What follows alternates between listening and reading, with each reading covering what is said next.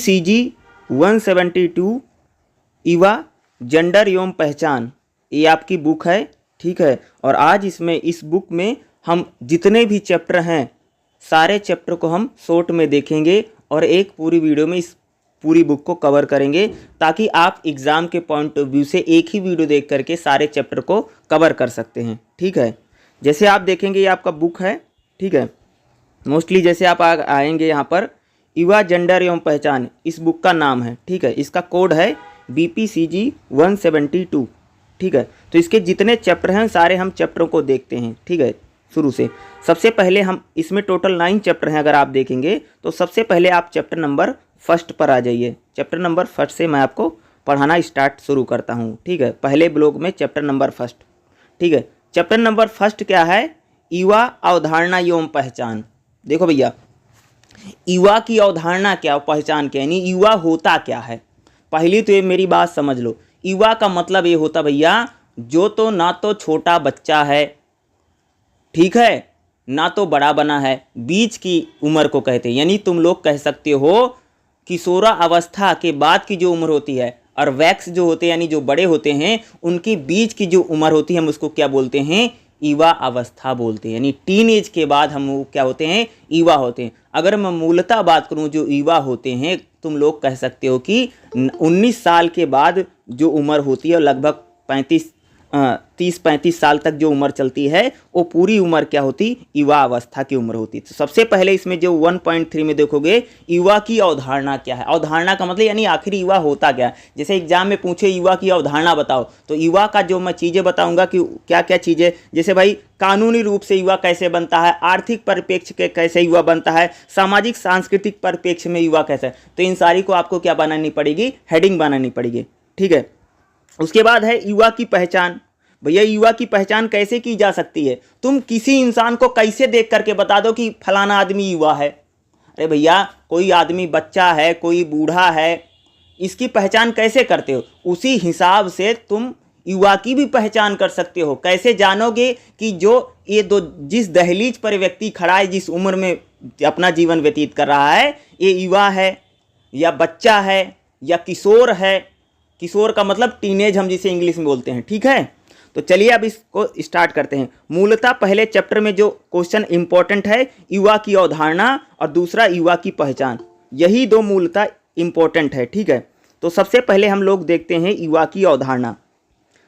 शुरू में देखिएगा युवा की अवधारणा 20 नंबर में आए या 10 नंबर में आए यही लिखना है, ठीक है। सुनो, युवा की उत्पत्ति यानी युवा जो शब्द है यह अंग्रेजी का शब्द है, ठीक है। अगर खास तौर से देखोगे युवा शब्द की जो अंग्रेजी है, पुराने अंग्रेजी शब्द जियोन से हुआ, जिसका अर्थ है युवा, युवक या ताजा होता है। संस्कृत में युवा को यौन बोलते हैं, ठीक है। बोलते नहीं कि जैसे जवान आदमी बोलते नहीं, भैया जवान आदमी को ही युवा बोला जा रहा है, ठीक है। युवा कह सकते हैं युवा होता है। ऑक्सफोर्ड अंग्रेजी शब्दानुसार में युवा का मतलब क्या था? कम आयु का होना। यानी जो व्यक्ति भैया कम आयु का है आप उसे युवा कहते हैं। जैसे मैंने आदमी लोग कहते नहीं जवानी चढ़ी हुई है, जवान हो गया लड़का आपका, तो इसका मतलब क्या है? यानी कह रहे हैं भैया आपका जो लड़का है युवा हो गया है। यानी 19-20 साल की उम्र से जो ज़्यादा बच्चे हो जाते हैं उनको हम क्या कह सकते हैं? युवा। आम भाषा में कहते नहीं जवान हो गया तुम्हारा लड़का उसकी शादी कर दो, या तुम्हारी लड़की जवान हो गई उसकी शादी कर दो। इस हिसाब से जब किसी को बोला जा रहा है, घर पड़ोस आसपास के गांव वाले भैया जब बोल रहे हैं तो इसका मतलब है वो युवा है, ठीक है। आगे देखिएगा, युवाओं को आमतौर पर परिवर्तन के दौर से गुजरना पड़ता है। भैया जब आदमी युवा होता है ना तो परिवर्तन होता है ना। अरे भाई बच्चे से किशोर बना, किशोर से युवा हुआ, युवा से वो बड़ा बनेगा, यानी समझ उसमें मानसिकता विकसित होगी, फिर वो बूढ़ा हो जाएगा। यानी युवा अवस्था तक पहुँचते पहुँचते क्या होता है? युवाओं में कई सारे परिवर्तन होते हैं, कई सारा चेंज होता है। एक बात सुनो, जब युवा होता है, जब व्यक्ति किशोरावस्था से युवावस्था में जाता है तो बहुत सारा चेंज आता है ना भाई। शरीर वरीर भी बदल जाता, दाढ़ी मूछी आ जाती, लड़कियाँ होती तो उनका भी बॉडी स्ट्रक्चर बदल जाता है। यानी युवा जो होता है वो परिवर्तन के दौर से गुजरता है, जिसमें युवा व्यस्तता की सामाजिक कसौटियों, यानी जब व्यक्ति युवा होता है ना, लोग कहते नहीं भैया कमाने धमाने, लड़का कमाने वमाने लग जाता है। परिवार को भी कई बार देखा जो युवा होते हैं संभालने लग जाते हैं, कई प्रकार के काम करने लग जाते हैं ना, बदलाव आ जाता है ना। संयुक्त राष्ट्र 15 से 24 साल के आयु वर्ग को व्यक्तियों को युवा की यानी जो संयुक्त राष्ट्र संघ है ना, यूनाइटेड नेशन जिसे हम बोलते हैं भैया, ये 15 साल से लेकर के 24 साल का जो आदमी होता है उसको युवा बोलता है। ठीक है, आगे देखेगा विश्व स्वास्थ्य संगठन यानी WHO क्या कहता है, किशोरावस्था में उन व्यक्तियों का समावेश होता है जो 10 साल से 19 साल के आयु के वर्ग होते हैं, यानी किशोर जिसे हम टीनेज बोलते हैं। 15 से 24 आयु वाले व्यक्तियों को युवा के रूप में हम चिन्हित कर सकते हैं। और इस तरह दोनों युवा आयु समूहों में 10 से 24 वर्ष के आयु समूहों को समूहित करते हुए युवा कहा जाता है। भारत की राष्ट्रीय युवा नीति 2014 में युवा आबादी को 15 यानी भारत में कह सकते हो इंडिया में ना 15 साल से लेकर के 29 साल तक अगर आपकी एज है तब भैया आपको क्या बोलते हैं, युवा ना। बहुत सारे लोग तुम सबने सुना होगा ना, युवा नेता हैं, युवा लीडर हैं, सुना होगा ना, फलाने नेता क्या है, युवाओं के नेता हैं, सुना होगा ना, युवा हैं। युवा का मतलब जवान आदमी। ठीक है, तो इंडिया में युवा को कब से माना जाता है भैया, 15 साल से लेकर के 29 साल का जो आदमी है उसको युवा बोलते हैं। ठीक है, भारत में यूनाइटेड नेशन जो है, इंटरनेशनल में आप लोग कह सकते हो कि जो भी व्यक्ति कितना, यूनाइटेड नेशन ने क्या माना, अभी मैंने आपको बताया ना 15 साल से लेकर के 24 साल तक जिसकी एज है, इसके बीच में यूनाइटेड नेशन इसको क्या मानता है, युवा मानता है। यानी उम्र के हिसाब से हम क्या डिसाइड करते हैं भैया, कौन आदमी युवा है, कौन आदमी किशोर है, कौन सा आदमी भैया बूढ़ा हो गया है। यानी उम्र यानी आयु बहुत इंपॉर्टेंट है। एज लिमिट के अनुसार हम क्या मोस्टली क्या करते हैं, डिसाइड करते हैं कि कौन सा व्यक्ति युवा है या कौन किशोर है। किशोर यानी जिसे हम टीनेज बोलते हैं, कौन भैया छोटा बच्चा है, कौन बुजुर्ग हो गया, बूढ़ा हो गया है। यानी आयु इसमें बहुत इंपॉर्टेंट है युवा। यानी युवा का मतलब क्या भैया, इंडिया में कह सकते हो कि 15 से लेकर के 29 साल तक जितने लोग हैं इन सबको युवा हम कहते हैं। ठीक है, संयुक्त राष्ट्र बोलता है कि भैया 15 साल से लेकर के 24 साल तक मानता है। ठीक है, देखो यहाँ पर एक टेबल बना रखी है, अगर आप देखोगे 1.1 में आ जाओ, युवा और जो वैक्स होते हैं यानी जो बड़ा आदमी है, यानी जो परिपक्व व्यक्ति हो जाता है, कहने का मतलब जो युवा होता है और जो वैक्स होते हैं यानी बड़े जो व्यक्ति होते हैं, जिसको हम बोलते हैं भाई ये समझदार हो गया, परिपक्व व्यक्ति, यानी कहते नहीं भाई बुद्धिमान हो गया, आप शादी ब्याह हो गया तो इतने बुद्धिमान हो गए। तो यानी जो युवा होता है और जो परिपक्व व्यक्ति होते हैं, इसमें डिफरेंस क्या होता है, यानी अंतर क्या होता है, इन अंतरों को समझना बहुत जरूरी है। जो टेबल बना रखी है आपकी किताब में ना, इस टेबल को अगर एक बार आपने पढ़ लिया, युवा किसे कहते हैं और बड़ा आदमी किसको कहते हैं, यानी जो परिपक्व हो गया, जो समझदार हो गया। युवा का मतलब कह सकते हो जिस जो लड़का जवानी के रेस में रहता है ना, कुछ भी नहीं, कहीं लड़ाई झगड़ा हो जाता तुरंत गुस्से में आ जाता है, लड़ने के लिए तैयार हो जाता। तुमने देखा होगा ना, जो युवा आदमी होता है उसमें कह सकते हो लोग बोलते हैं भैया खून की गर्मी है, अभी नई नई जवानी चढ़ी है इसलिए गुस्से में है। कई बार देखा होगा ना, जो युवा आदमी होता है उसमें एक प्रकार से क्या रहता है, बहुत ज़्यादा एग्रेशन होता है। अगर आप बोलोगे ना भाई कहीं लड़ाई झगड़ा हो जाएगा तो तुरंत जा करके लाठी निकाल लेगा, तलवार निकाल लेगा। यानी लड़ने भिड़ने में युवाओं को देखोगे तो बहुत आगे रहते हैं। लेकिन जब देखोगे जब इंसान ना 30-35 साल का हो जाता है ना, बहुत फिर सोचने लग जाता भैया लड़ाई झगड़ा करेंगे, कोर्ट कचहरी हो जाएगा, थाना कचहरी हो जाएगा। तो आदमी की जैसी जैसी उम्र बढ़ती चली जाती है ना, वैसे वो लड़ाई झगड़ों से बचड़ों से बहुत बचने की कोशिश करता है, क्योंकि शादी ब्याह हो जाता, बच्चे बच्चे हो जाते हैं, फिर वो सोचता है लड़ाई झगड़े में कुछ नहीं रहेगा। लेकिन जो लड़का 18 साल का, 19 साल का, 22-25 साल के जो लड़के होते हैं ना, ये भैया नहीं कुछ नहीं देखते भाई मेरे, इनको अगर मान लो कि कुछ आ गया तुरंत लड़ लेंगे, लड़ाई कर लेंगे या कुछ भी कर लेंगे, जो होगा बाद में देखा जाएगा ना। यानी कहने का मतलब कि अगर आप जो बड़े व्यक्ति होते हैं, यानी जो 40-45 साल के जो उम्र का व्यक्ति है, जैसे अगर मैं बात करूं जैसे मेरी उम्र है और मेरे पापा की उम्र में अगर आप देखोगे तो भाई जो मेरी एज होगी, जो मेरे पापा की, उसमें एक प्रकार की सोच में डिफरेंस होता ना। जैसे अगर मैं बात करूं, आप जितने लोग इस क्लास में बैठे हो तो मेरे हिसाब से अगर मैं बोलूँ तो मोस्टली लोग आप सब क्या है, युवा ही होंगे। जहाँ तक मेरी है, मैं कह सकता हूँ शायद आप लोग 20-22 साल से लेकर के 24-25-28 साल तक के लोग हैं, मोस्टली आप सभी लोग हैं। तो आप समझ सकते हैं ना भैया युवा में और क्या डिफरेंस है, और आपके जो फादर हैं उनमें क्या डिफरेंस है, इसको तो आप आसानी से समझ सकते हो ना। आप में तो भाई एक प्रकार का जोश भरा रहता है, कोई भी काम हो गए ना आप तुरंत फट से कर देते होगे, एक प्रकार से एग्रेशन होता है ना लड़ाई झगड़ा करने में। ये सभी चीज़ों में मोस्टली चीज़ें हमें दिखाई देती हैं। ठीक है, आगे देखें। लड़ाई झगड़ा दंगा फसाद में सही बात बोल रहे हो। हाँ, क्योंकि अगर करें कि युवा उन्हें माना जाता है जो अभी तक बड़े नहीं हुए भैया, यानी कहने का मतलब कि जिसकी उम्र भाई मेरे कह सकते हो 15 साल से लेकर के 29 साल तक है, सारे लोग युवा हैं। बड़ा परिपक्व उसे कहते हैं भाई जिसकी उम्र ज़्यादा हो गई, या कह सकते हो 30-35 साल के बाद जितने लोग उनको आते हैं युवा कुछ बनने की प्रक्रिया के चरण में होते हैं। यानी जब व्यक्ति युवा होता है तो उसमें एक प्रकार से कुछ ना कुछ कर गुजरने की इच्छा होती है। इस बात को समझ रहे होंगे, यानी वो क्या नई नई चीज़ों को करेगा, नए नए एक्सपेरिमेंट करेगा, जीवन में कुछ करने की उसमें इच्छा होती है।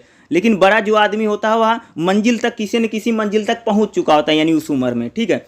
युवाओं में शक्तिहीन या कमजोर माना, यानी युवाओं को शक्तिहीन, वह बड़े पैमाने पर अपने परिवार और समाज के दबाव का सामना करते हैं। यानी जो युवा व्यक्ति होता है, भैया समाज कुछ कहता है, घर वाले कुछ कहते हैं, देखते नहीं लड़कों को घर वाले कुछ कह रहे हैं, फलाना कुछ कह रहा, कोई कह रहा है भैया शादी कर लो, कोई कह रहा होगा नौकरी नहीं लगी है, फलाने ही कर लो। यानी युवाओं पर क्या रहता है, ज़्यादातर दबाव बना रहता है ना।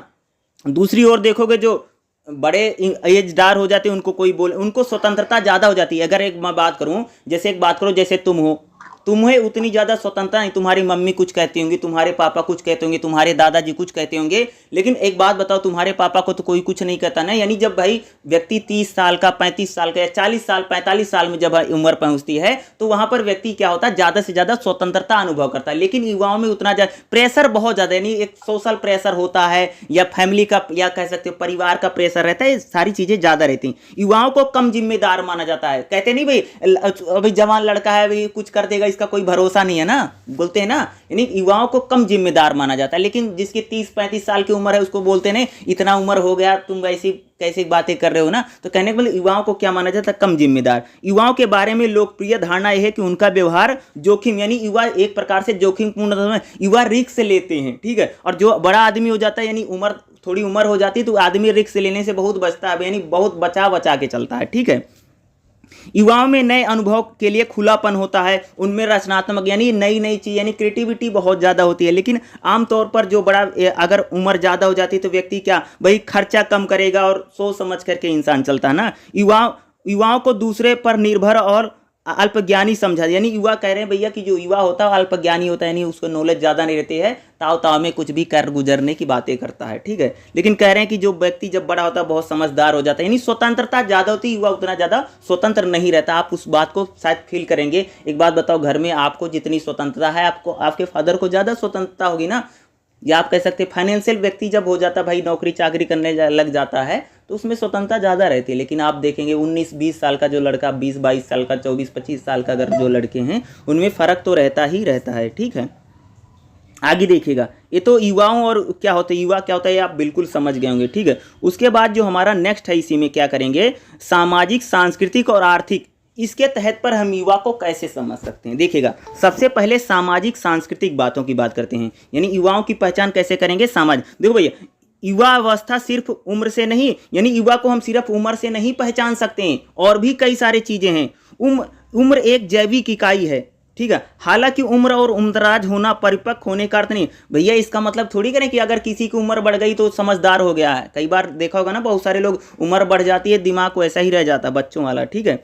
सांस्कृतिक और ऐतिहासिक समय क्रम में काफ़ी प्रभावित होते हैं, जैसे हम रहते हैं। इसी प्रकार युवा का संदर्भ सामाजिक और सांस्कृतिक रूप से निर्मित होता है। इन तथ्यों पर युवा मनोवैज्ञानिक मान्यताओं, विकास मनोविज्ञान, यानी कहने का मतलब है कि युवाओं पर समाज और सांस्कृतिक परिप्रेक्ष्य भी काफ़ी क्या करता है, इम्पोर्टेंट रहता है। भाई सामाजिक सांस्कृतिक परिप्रेक्ष्य यानी समाज का जो प्रभाव है, या कह सकते हैं संस्कृति का जो प्रभाव है, वो भी युवाओं पर एक प्रकार की धारणा को बनाता है। यानी कह रहे ना, युवा को सिर्फ हम उम्र से नहीं समझ सकते, या सिर्फ युवा का जो उम्र है अंदाजा सिर्फ ये नहीं कि उम्र हो गई तो युवा आप उसे कह सकते हैं, बल्कि उसका सामाजिक सांस्कृतिक परिप्रेक्ष्य भी होता है।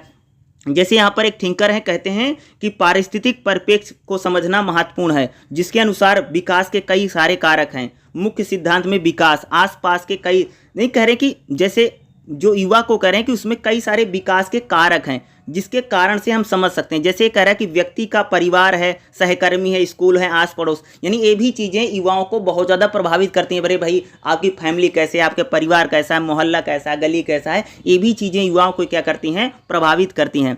माता पिता, हम उम्र साथी हैं, शिक्षक हैं, युवाओं के बातचीत युवावस्था के अनुभव को निर्मित करने में करें भैया कि आपकी फैमिली कैसे है, आपके दोस्त कैसे हैं, ठीक है, या आपको पड़ोसी कैसे हैं, ये सारी चीज़ें क्या करती हैं, ठीक है।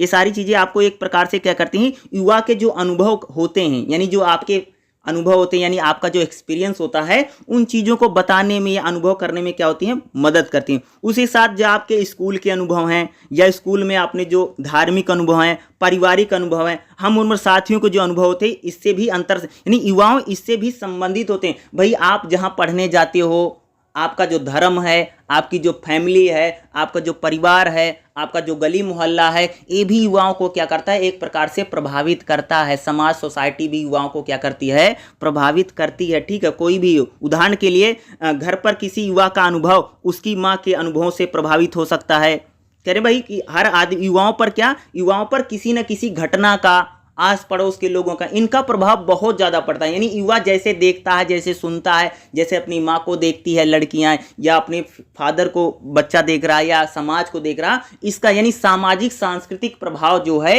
युवाओं पर हमें ज़्यादा दिखाई देता है। समाज का, सोसाइटी का, अरे सोसाइटी समाज को देख करके भाई अगर लड़कियों को लग रहा है कि उसके दोस्त शराब पी रहे हैं तो वो भी शराब पीने लग जाता है, उसको लगता है भाई फलाने ऐसा कर रहे हैं तो वैसे करने लग जाता है। अगर उसको एक दोस्त रिश्तेदार जो है सही मिल जाए, पढ़ने लिखने वाले मिल जाएंगे, तो लड़का कई बार सुधर जाता है। तो कहने का मतलब कि युवाओं पर प्रभाव बहुत ज़्यादा, यानी बाहर के जो फैक्टर हैं वो ज़्यादा प्रभावित होते हैं। यानी युवा बच्चा जब बड़ा हो जाता है, यानी 20-22 साल का जो लड़का है, उस पर घर के प्रभाव जहाँ तक मेरा मानना कम पड़ते हैं, बल्कि बाहर का जो रिफ्लेक्शन है, बाहर का जो प्रभाव है, यानी बाहर जैसे घर से बाहर निकलता है उसके दोस्त कैसे हैं, या परिवार कैसे है, या कह सकते आस पास का गली मोहल्ला कैसा है, उन लोगों का प्रभाव यानी सामाजिक सांस्कृतिक प्रभाव युवाओं पर हमें ज़्यादा दिखाई देता है। ठीक है, उसी के बाद आर्थिक परिप्रेक्ष्य की बात करेंगे। देखो, आर्थिक दृष्टिकोण से युवाओं को जनसंख्या की, यानी भैया जब युवा हो जाता है ना, उसको पैसे कमाने की आर्थिक लाभांश के रूप में भी देखा जाता है युवाओं को ना। ठीक है, जनसांख्यिकी लाभांश आर्थिक प्रभाव को बताता है जो देश की कामकाजी आबादी युवाओं की संरचना में। एक चीज मैं बताऊं आप सबको ना, आप लोग देखा होगा ना, कई बार जो हमारे प्रधानमंत्री जी हैं वो लोग क्या बताते हैं कि भारत जो है एक बहुत ज्यादा युवा देश है, क्योंकि हमारे देश में क्या भाई मेरे 35 साल वालों की जो संख्या, नहीं कह सकते 35 साल से कम वालों की जो व्यक्ति है उनके 65% लोग, यानी हमारा देश क्या है, एक युवा देश है। यानी भाई मेरे जिस देश में भी युवाओं की संख्या ज्यादा होगी वहां पर क्या काम करने वाले लोग ज्यादा होंगे ना। तो कह रहे हैं युवाओं को हम आर्थिक परिप्रेक्ष्य में देख सकते हैं। अरे भैया जिस देश में ज्यादा जवान आदमी होगा, 20-22 साल का, 25 साल का, 28 साल का, भैया काम भी तो करेगा, वर्क भी तो करेगा। अरे जापान जैसे देश भैया बूढ़े हो चुके हैं भाई मेरे, वहां पर उम्र दराज लोगों की संख्या बढ़ रही है। एक बात बताओ, किसी के घर में 10 बूढ़े आदमी हों और किसी के घर में 10 जवान आदमी हों, तो भैया कौन घर में फायदा होगा बताओ। अरे भाई वृद्ध आदमी जो होगा वो काम नहीं कर पाएगा, वर्क नहीं कर पाएगा, वो कहाँ काम करेगा। लेकिन जिसके घर में 10 जवान लड़के बैठे हैं, वह उसके घर में क्या होगा, रुपया पैसा आ सकता ना, यानी वो लोग जाकर के काम कर सकते हैं। यानी युवाओं को आर्थिक परिप्रेक्ष्य यानी पैसे कमाने की मशीन भी कई लोग समझते हैं। मैं वैसी लैंग्वेज में यूज कर रहा हूं, बता रहा हूं, समझाने का बस तरीका है कि युवाओं को हम क्या कि यानी कोई भी देश हो, कोई भी कंट्री हो, अगर उस देश में युवाओं की अगर संख्या ज्यादा है तो कह सकते हैं उस देश को इसका बहुत फायदा मिलता है, बहुत लाभ मिलता है। क्योंकि भाई जब युवाओं की संख्या ज्यादा होगी तो नए नए काम करेंगे, नए नए वर्क करेंगे, नए नए स्टार्टअप लगाएंगे, नए नए रोजगार करेंगे, तो इससे क्या होगी, जीडीपी बढ़ेगी। जैसे मान लो किसी के घर में, तुम लोग देखते नहीं होगे, अगर किसी के घर में बोलते नहीं भैया हमारे घर में तो कोई कमाने धमाने वाला है, जब मान लो किसी का लड़का 20-22-24 साल का हो जाता, लोग बोलते नहीं भाई इसको नौकरी लगवा दो, कमाएगा धमाएगा, आपका घर पर ही। तो यानी युवाओं को एक प्रकार से कह सकते हो कि आर्थिक परिप्रेक्ष्य यानी पैसे लाने के लिए या जीडीपी के लिए परिवार को जो एक प्रकार से फाइनेंशियल मदद कर सकता है, इस रूप में भी युवाओं को देखा जाता है।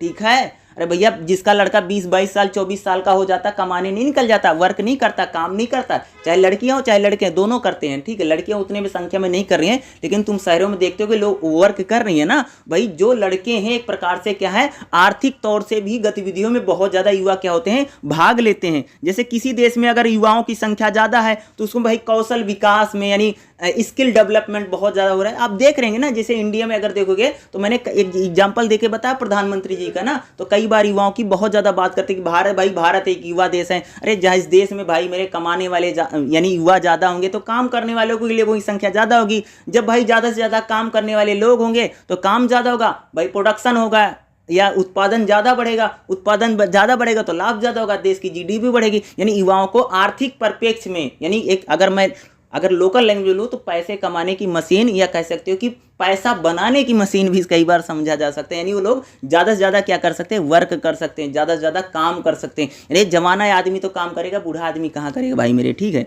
यानी आप इसे कह, कानूनी परिप्रेक्ष्य में युवाओं को देखो, कानूनी बात भाई, युवाओं को कानूनी भाषा में देखोगे तो कानूनी भाषा में युवाओं के इस्तेमाल के लिए किशोर शब्द का यूज किया जाता है, जिसे हम जुवेनाइल बोलते हैं ना। लैटिन भाषा में जुवेनाइल से बना अर्थ है युवा या युवा व्यक्ति। दिलचस्प बात यह है कि सारे विश्व में यह देखा जाता है। देखो एक चीज मैं बता दूं कि हर देश में ना जो टीनेज होता है, जुवेनाइल, जैसे आप सबने देखा होगा ना, अपने देश में क्या बोलते हैं भाई, 18 साल का जो व्यक्ति है उसको क्या बोलते हैं, नहीं नाबालिग है, होता नहीं। जैसे किसी किसी देश में देखा होगा ना कि 15 साल तक नाबालिग माने जाते हैं, 16 साल का जो व्यक्ति उसको बालिग मान लेते हैं। यानी देखा होगा ना, जैसे मान लो 18 साल से कम का लड़का अगर कोई अपराध कर देता है तो उसको मानते नहीं नहीं ये तो कम उम्र का व्यक्ति, यानी 18 साल तक क्या मानते हैं हम लोग, जुवेनाइल मानते हैं। यानी युवाओं के लिए कानूनी मान्यता भी है। जैसे देखोगे, जैसे मान लो कि भाई किसी 15 साल के लड़के ने कोई मर्डर कर दिया है और कोई 30 साल के व्यक्ति ने मर्डर कर दिया, जो 30 साल वाला उसको तो भैया पूरा बाकायदा उसके ट्रायल चलेगा, सारी चीज़ें चलेंगी, और बाकायदा उसको कह सकते हो कि अगर मर्डर कर दिया तो फांसी तक हो जाए, उसको आजीवन कारावास हो जाएगा। लेकिन मान लो अगर कोई 15 साल का लड़का मर्डर कर देगा तो उस पर बड़े आदमी पर जो कानून चलता है वो नहीं चलेगा, बल्कि जो जुवेनाइल एक्ट चलता है जिसको हम बोलते हैं बाल सुधार में, उसमें भेज देते, 3 साल में भेज नहीं देते। आप लोग भी देखा होगा ना, कई सारे इस इंडिया में जैसे गैंग रेप होते, उसमें भी आपने देखा होगा ना, जो दामनी वाला है उस केस में भी आपने देखा था ना, जो एक लड़के का मामला था। यानी कहने का मतलब कि युवाओं की जो उम्र है वह कई बार सरकारें भी फिक्स करती हैं। कई देशों में तुमने देखा ना, वहां पर भाई कानूनी मान्यता है, 15 साल का जो व्यक्ति हो गया वो शराब पी सकता है, यानी अल्कोहल ले सकता है। लेकिन इंडिया में क्या है, 18 साल के व्यक्ति ही अल्कोहल ले सकते हैं। ऐसे कई सारे जो देश हैं, कई सारी जो कंट्री है ना, उन्होंने युवा के लिए, यानी नाबालिग कितनी उम्र तक माना जाएगा इसके लिए बाकायदा वो उम्र बना रखे। तुम सबने भी सुना होगा ना कि इंडिया में कई बार मुद्दा उठता कि भैया जो हमने नाबालिग की उम्र 18 साल बना रखी है बालिग होने की, उसको 16 साल ला करके कर दिया जाए, ठीक है। ठीक है, तो कानूनी मान्यताओं में मोस्टली क्या होता है कि जैसे मान लो कि कोई अपराध कर दिया, मान लो भैया बड़े आदमी ने अपराध कर दिया और छोटे लड़के ने अपराध कर दिया, तो मान लीजिए जो कानून चलेगा, मुकदमा जो चलेगा, यानी मान लीजिए कोई मुकदमा, किशोर लड़का है, ठीक है, छोटा बच्चा है, तो उस पर दोनों पर क्या चलेंगे, अलग अलग। देखो तुमने देखा होगा ना, जो किशोर होते हैं उनको बड़ी जेल में नहीं भेजा जाता, उनके लिए क्या बनाया गया है, बाल सुधार गृह। एक सुनने आप सबने सुना भी होगा, बाल सुधार गृह में वहां पर जैसे मान लो कि एक 30 साल के व्यक्ति ने मर्डर कर दिया, ठीक है भैया, इसको बड़ी जेल में भेजा जाएगा, ठीक है। लेकिन मान लीजिए एक 15 साल के लड़के ने इंडिया में अगर मर्डर कर दिया है, तो 15 साल वाला जो लड़का है इसको जेल में नहीं भेजा जाएगा, बल्कि इसको कहां पर भेजा जाता है, बाल सुधार गृह में। क्योंकि हम लोग मानते हैं, भारत सरकार ऐसी मानती है, इंडिया का कानून ऐसा मानता है कि जो 15 साल का लड़का है, 16 साल का लड़का है, 18 साल का लड़का है, अगर ये कोई अपराध करता है तो भैया इसको हम सुधार सकते हैं। तो कहने का मेरा मतलब है कि जो टीनेज हैं, यानी जो युवा हैं, यानी कहने का मोस्टली कानूनी परिप्रेक्ष्य में अगर बात करूं तो लगभग हर देश में, हर देश की जो गवर्नमेंट है उसने नियम बना रखे हैं कि वो नाबालिग को कहां तक मानती हैं। अगर भाई 18 साल तक अगर व्यक्ति है तो उस पर जो बड़े आदमी पर कानून लगते हैं, जो धाराएं लगती हैं, वह 18 साल तक अगर लड़का रहता है उस पर वह धाराएं नहीं लगती हैं, चाहे कितना ही संगीन अपराध उसने क्यों ना किया हो। अपराध की जो श्रेणी होगी वह उम्र के अनुसार और एज के अनुसार, यानी क्या होती है, ये डिसाइडेड होती है, ठीक है। हेलो सर, बोलिए। ये तो कानूनी परिप्रेक्ष्य हो गया, ठीक है। कानूनी परिप्रेक्ष्य के बाद हमारा जो अगला है, ठीक है, जो नेक्स्ट देखिएगा, युवाओं की पहचान। युवा की पहचान हम किस आधार पे कर सकते हैं। अरे भाई एक बात बताओ, जैसे कोई किशोर है, कोई कितनी भी उम्र का है, उसकी पहचान आप किस आधार पर क्या कर सकते हैं, कर सकते हैं। तो इसकी हम जो पहचान किस आधार पे कर सकते हैं, यहाँ पर देखो, युवाओं की जो पहचान है उसकी परिभाषा क्या है, एक व्यक्ति क्या है, इसकी पहचान, इसकी समझ की पहचान के तौर पर परिभाषित कर सकते हैं। मैं कौन हूँ, मैं दूसरों से कैसे अलग हूँ, इसे अक्सर हम स्वयं पहचान से क्या कर सकते हैं, संदर्भित किया जा सकते हैं। यानी युवाओं की हम पहचान कैसे कर सकते हैं, यानी कोई भी व्यक्ति जो युवा है उसको किस आधार पे पहचाना जा सकता है, या किस आधार पे उसकी पहचान के सिद्धांत क्या हैं। अगर युवाओं की जो पहचान की जाएगी वो किस आधार पर सिद्धांत है। पहला जो सिद्धांत है एरिक्सन का सिद्धांत है, ठीक है, थिंकर है, ठीक है, एरिक्सन का मनोसामाजिक मॉडल है, ठीक है। जैसे युवाओं की जो पहचान की बात करता है तो पहली क्या करता है, पहचान बनाम पहचान संभरण की बात करता है, ठीक है।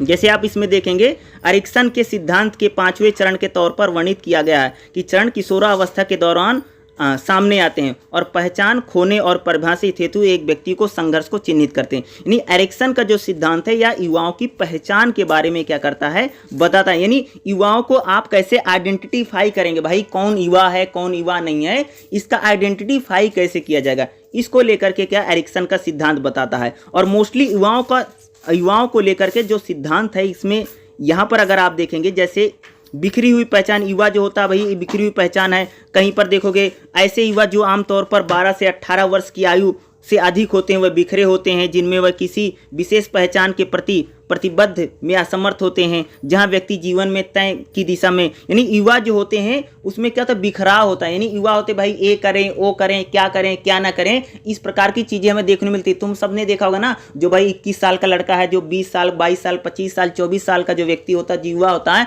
मोस्टली उनमें क्या होता है, भटका होता है। और लाइफ में क्या करें क्या ना करें, इनमें भी क्या होता है, कई बार वह डिसीजन सही से नहीं ले पाते हैं, फैसले नहीं ले पाते हैं। यानी युवाओं में हमें क्या बिखराव की पहचान, वर्जित पहचान होती है, यानी वो किसी न किसी संकट को दूर के दौरान से गुजरने की पहचान बिना बाधित समाहित करते। दूसरे शब्दों में अगर मैं बोलूं, बेहद कम अन्वेक्षण का मतलब जांच होती है, ठीक है।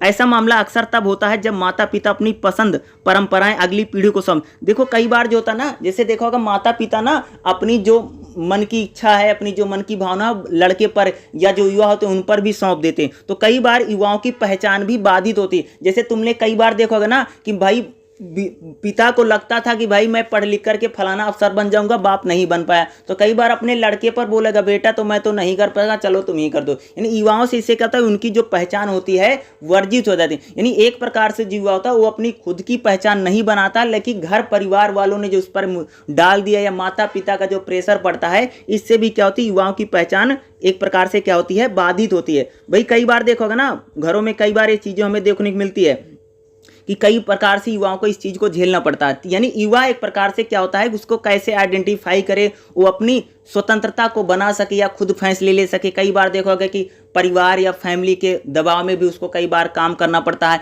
कई बार युवा जो होते हैं मोस्टली हमें देखने को मिलता है कि युवा एक भ्रमित रहते हैं। कोई भी डिसीजन अगर लेना हो, कोई भी फैसला लेना हो, कई बार वो फैसले और जो डिसीजन लेने होते हैं वो फैसले और डिसीजन वो सही समय से कई बार नहीं ले सकते हैं। पहचान के यानी युवाओं की जो पहचान, इसका संकेत हमें कैसे मिलेगा भैया, युवाओं की जो पहचान है इसका संकेत जो मिलता है, पहली बात है भैया कास्ट यानी जाति के जरिए।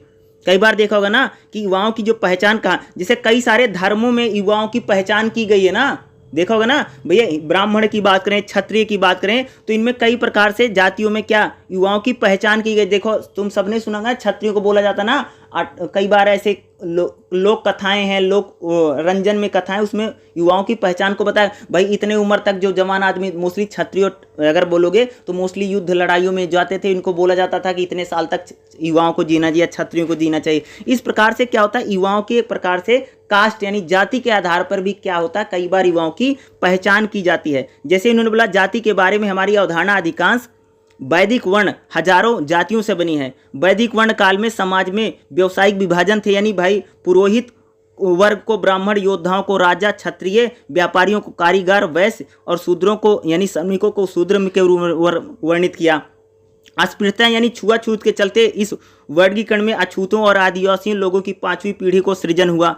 जातिवाद की अवधारणा कहीं अधिक जटिल हुई, यानी कह सकते जो युवा है उसको हम कास्ट के नाम पर या जाति के नाम पर, वर्ग से भी कई बार युवाओं की क्या हो सकती है, पहचान हो सकती है। जैसे उसकी आय कितनी है, उसकी एजुकेशन कितना है, उसका व्यवसाय प्रतिष्ठा कैसे है, इसके आधार पर भी क्या किया जा सकता है, युवाओं की पहचान की जा सकती है। जैसे युवाओं की जो सबसे बड़ी पहचान होती है, लिंग के आधार पर भी पहचान हो सकती है, ठीक है, सेक्स के आधार पर, जिसे हम बोलते हैं ना कि भैया जैसे इसके आधार पर भी आप क्या कर सकते हैं, पहचान कर सकते हैं। यानी जेंडर के आधार पर भी क्या होती है, युवाओं की पहचान हो सकती है।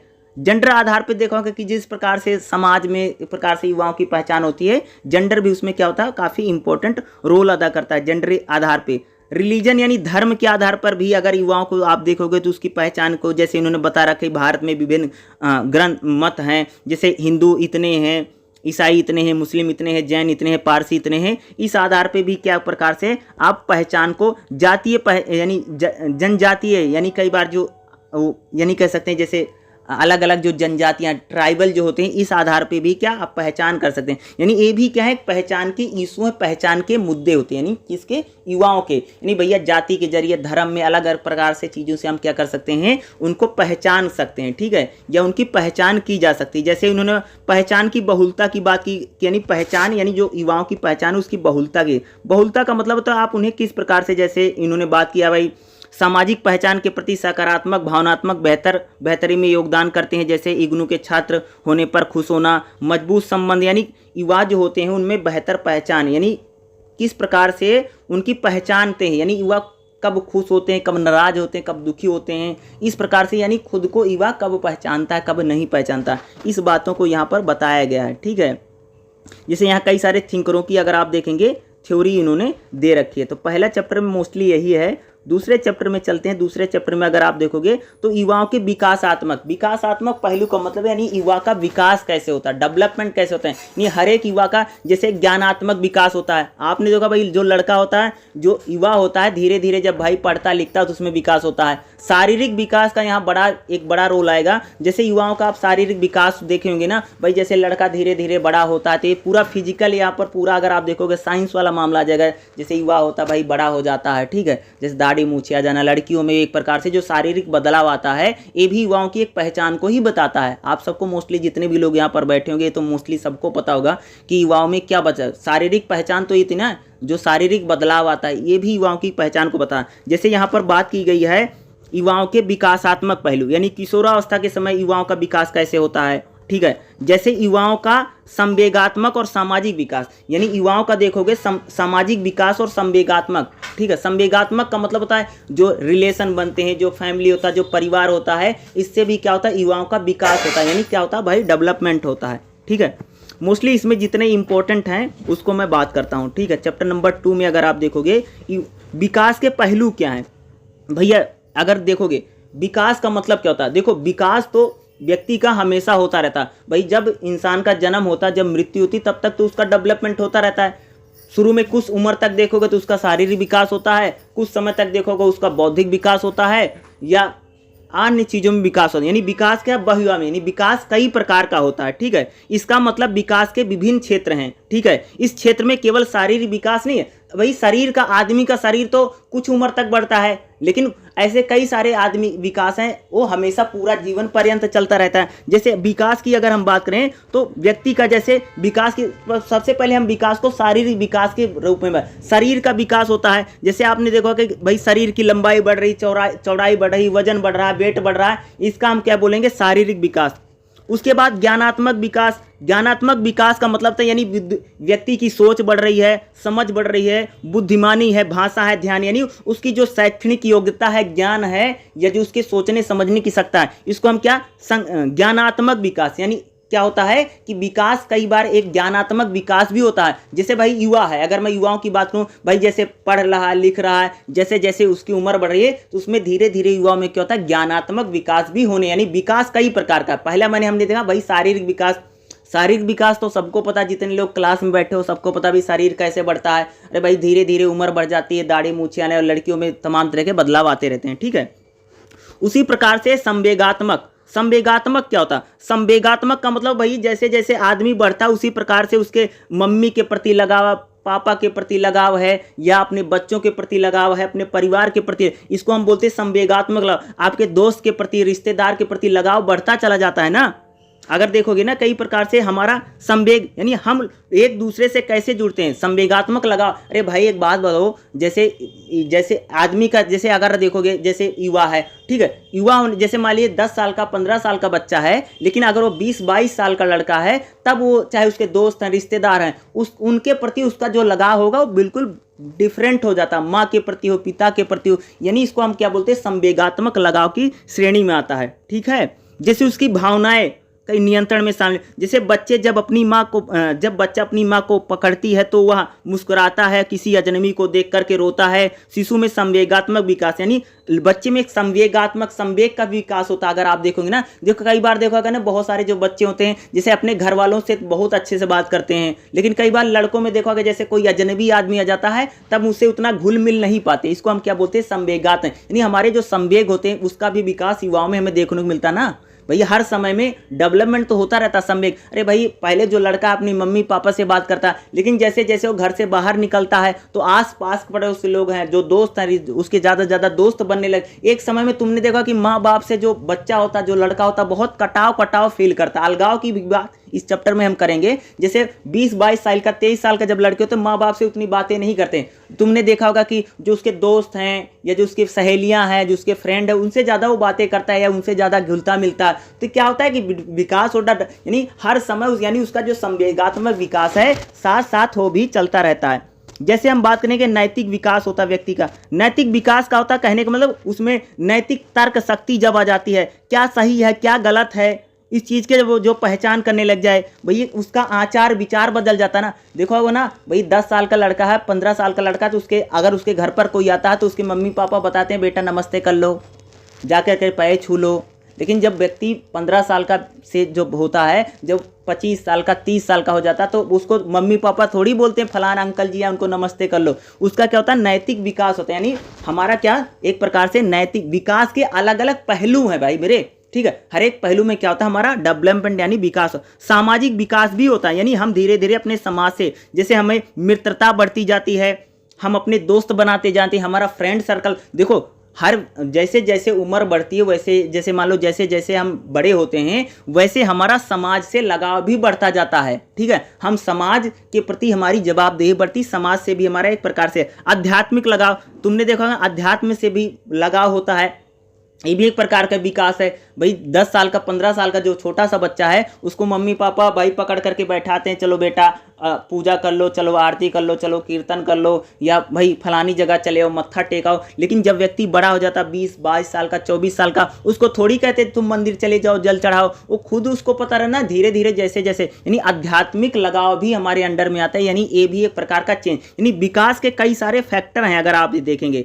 जैसे यहाँ पर फैक्टर भाई शारीरिक विकास है, ज्ञानात्मक विकास है, संवेगात्मक विकास है, नैतिक विकास है, सामाजिक विकास है, यानी हम अपनी सोसाइटी से जुड़ने लग जाते हैं, फ्रेंड बनाने लग जाते हैं। जैसे देखा होगा लड़के लड़कियों के प्रति, लड़के लड़कियों के प्रति, एक प्रकार से उनमें सामाजिक विकास भी आने लग जाता है ना। एक छोटी उम्र में जो बदलाव होता है धीरे धीरे चेंज परिवर्तन आता है ना। आध्यात्मिक विकास भी होता है, यानी विकास के क्या है, अलग अलग पहलू हैं, ठीक है। जैसे हम विकास की बात करें, जैसे 15 से 19 साल का वर्ष में उप समूह बना ले, यानी किशोरावस्था की आयु शामिल होती है। इसमें क्या होता है कि अगर आप देखेंगे तो इसमें भी कई प्रकार के डेवलपमेंट होते हैं, ठीक है। जैसे उन्होंने दूसरा बना रखा है 19 से 29 साल का दूसरा उप समूह होता है। यानी इसमें क्या होता है, धीरे धीरे जैसे जैसे बच्चा बढ़ता है, यानी जो युवा होते हैं जैसे जैसे उनकी उम्र बढ़ती है उसी, यानी विकास की जो प्रक्रिया, भाई शारीरिक विकास तो एक कुछ समय तक होता ना, लेकिन उसका जो ज्ञानात्मक विकास है वो तो पूरा जीवन चलता है। सामाजिक विकास उसका पूरा जीवन चलता है, ठीक है। अन्य जो संबंध बनाता है, रिलेशन बनाता है, वो उस प्रकार का डेवलपमेंट भी अगर आप देखेंगे तो पूरा।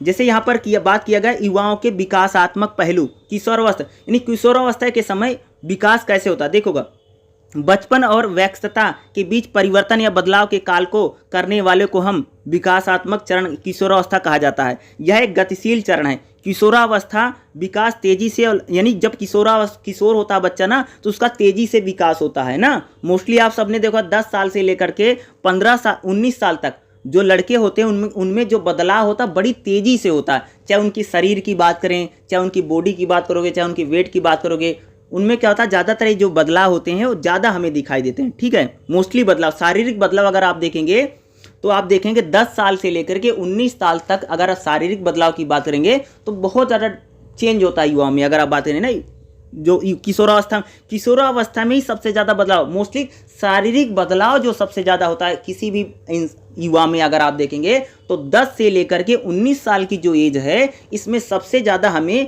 किशोरों में बदलाव देखने को सबसे ज़्यादा, और ख़ास तौर से शारीरिक बदलाव तो बहुत बड़े लेवल पर। अरे भैया हाथ बढ़ने लग जाते हैं, पैर बढ़ने लग जाते हैं, जैसे देखोगे बोली बदल जाती है, देखो छोटा बच्चा होता है, अगर लड़का है देखो लैंग्वेज बदल जाती है, लड़कियों की आवाज़ें पतली हो जाती हैं, लड़कों की आवाज़ें भारी और मोटी हो जाती हैं। तो उसी प्रकार से सबसे ज़्यादा किशोरावस्था में अगर आप देखेंगे तो मोस्टली हमें क्या दिखाई देगा, शारीरिक बदलाव। ठीक है, जैसे विकास के चरण क्या होते हैं, यानी किशोरावस्था में विकासात्मक, जैसे परिपक्व, यानी भैया जब किशोर होता है तो उसमें विकास जब होगा तो परिपक्व संबंध बनाएगा। देखो अगर छोटा बच्चा जो रहता है ना, छोटा बच्चा जो रहता है ना, जैसे 10 साल का लड़का है, 8 साल 9 साल का लड़का है, तो उसके जो फ्रेंड है ना वो कैसे होंगे, तो रिश्ते बनाएगा, फिर रिश्ता तोड़ देगा, बोलेगा।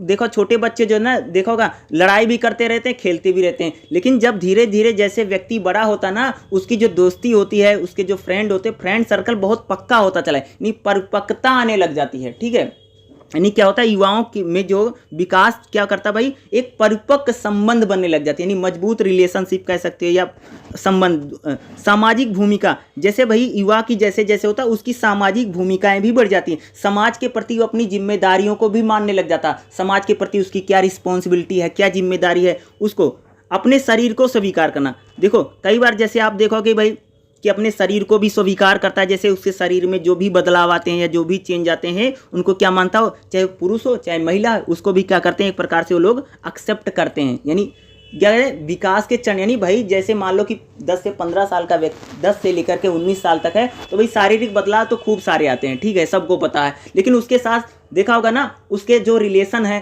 ठीक है, वो भी बेहतर बनने लग जाते हैं। ठीक है, और जो 10 साल का 12 साल का लड़का है तो भैया वो अपने दोस्तों से दोस्ती करेगा, बाद में तोड़ देगा, लेकिन मान लो 15 साल 19 साल 22 साल में जब दोस्ती होती है, बहुत लंबे समय तक चलती है ना, अरे पूरे जीवन तक चलती है। उसी प्रकार से जो 10-12 साल का लड़का है वो समाज, उसके जो समाज के संबंध है उतने ज़्यादा बेहतर नहीं है, समाज के प्रति उसकी कोई जिम्मेदारी समझता नहीं, लेकिन जैसे 19 साल का 20 साल का 22 साल का 24 साल का जो लड़का है वो अब समाज के प्रति अपनी जिम्मेदारी को समझता है, घर परिवार वालों को समझता है, अपने माँ बाप के प्रति एक जिम्मेदारी को क्या करता है वो समझ, क्या होता है कि विकासात्मक कार्यक्रम, जैसे संवेगात्मक स्वतंत्रता होती है, जैसे किशोर व्यक्तियों में भावनात्मक अपेक्षाएं माता पिता से अलग होना शुरू हो जाती हैं, जैसे जैसे बढ़ते हैं उन्हें माता पिता अन्य व्यक्तियों से स्वतंत्र और अपने भीतर, यानी जैसे जैसे व्यक्ति बड़ा होता है उसमें क्या स्वतंत्रता की बात बहुत ज़्यादा है। जैसे 10-12 साल का लड़का है तो मम्मी पापा से उसका बहुत ज़्यादा लगाव रहता है, जैसे मान लो 15 साल हो गया, 10-12 साल तक बहुत रहता है माँ बाप से, ठीक है, लेकिन मान लो 20 साल का 25 साल का 30 साल का तो माँ बाप से उतना ज़्यादा लगाव नहीं रहता ना, वो सोचता कि मुझे अकेला छोड़ दिया जाए, बोलते नहीं भाई हमें प्राइवेसी चाहिए, बहुत मोस्टली आप सब लोग सुनेंगे ना, लड़के कहते हैं ना भाई हमको प्राइवेसी नहीं पड़े, चाहे लड़के हों चाहे लड़कियां हों, तो एक प्रकार से भी बदलाव आता है।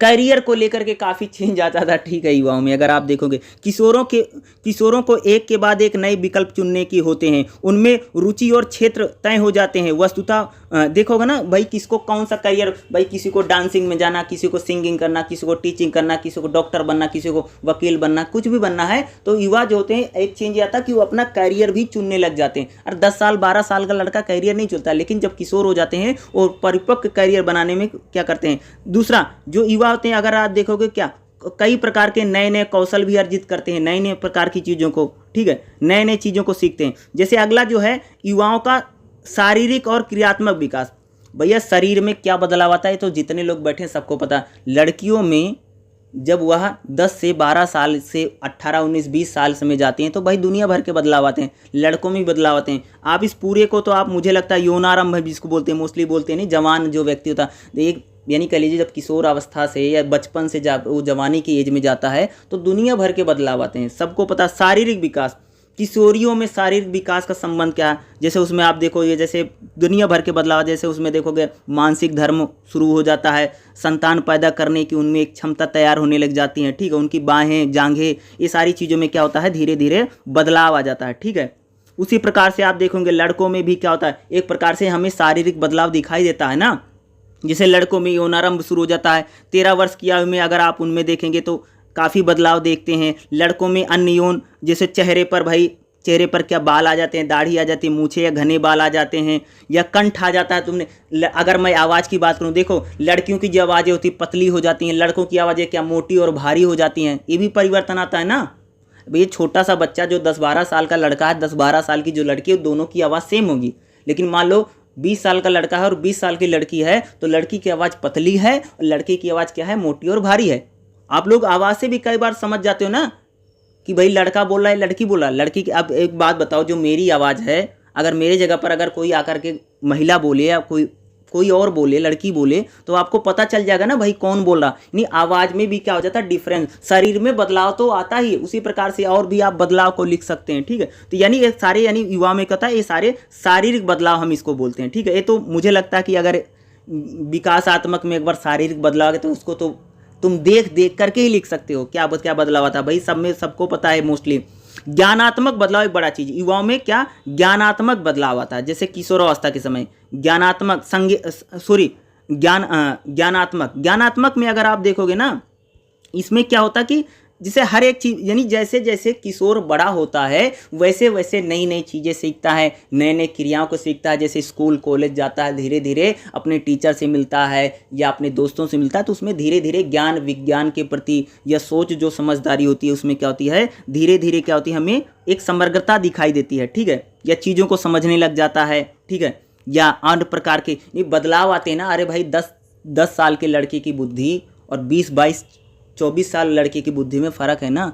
ज्ञानात्मक विकास तो व्यक्ति का होता ही होता है, सभी मानते हैं, ठीक है। तो यानी ज्ञानात्मक विकास भी अगर आप देखेंगे तो उसमें काफ़ी हमें स्मृति में, देखो 10 साल 12 साल का लड़का चीज़ों को भूल जाता है, लेकिन जैसे व्यक्ति उम्र बढ़ती है तो स्मृति, उसको याददाश्त बहुत मजबूत हो जाती है, ठीक है। वह स्वयं को जानने लग जाता है, समझने लग जाता है, क्या करना है क्या नहीं करना है, वो डिसीजन ले सकता है। भाई 10-12 साल का लड़का क्या करना क्या नहीं करना वो डिसीजन किशोर नहीं ले सकता, लेकिन जैसे युवा होता है क्या करना क्या नहीं करना, वो भी उसमें ज्ञानात्मक विकास आ जाता है कि उसको क्या करना क्या नहीं करना है, वह सभी प्रकार के डिसीजन को क्या कर सकते हैं, ले भी सकते हैं। युवा में संवेगात्मक और सामाजिक विकास भी होता है।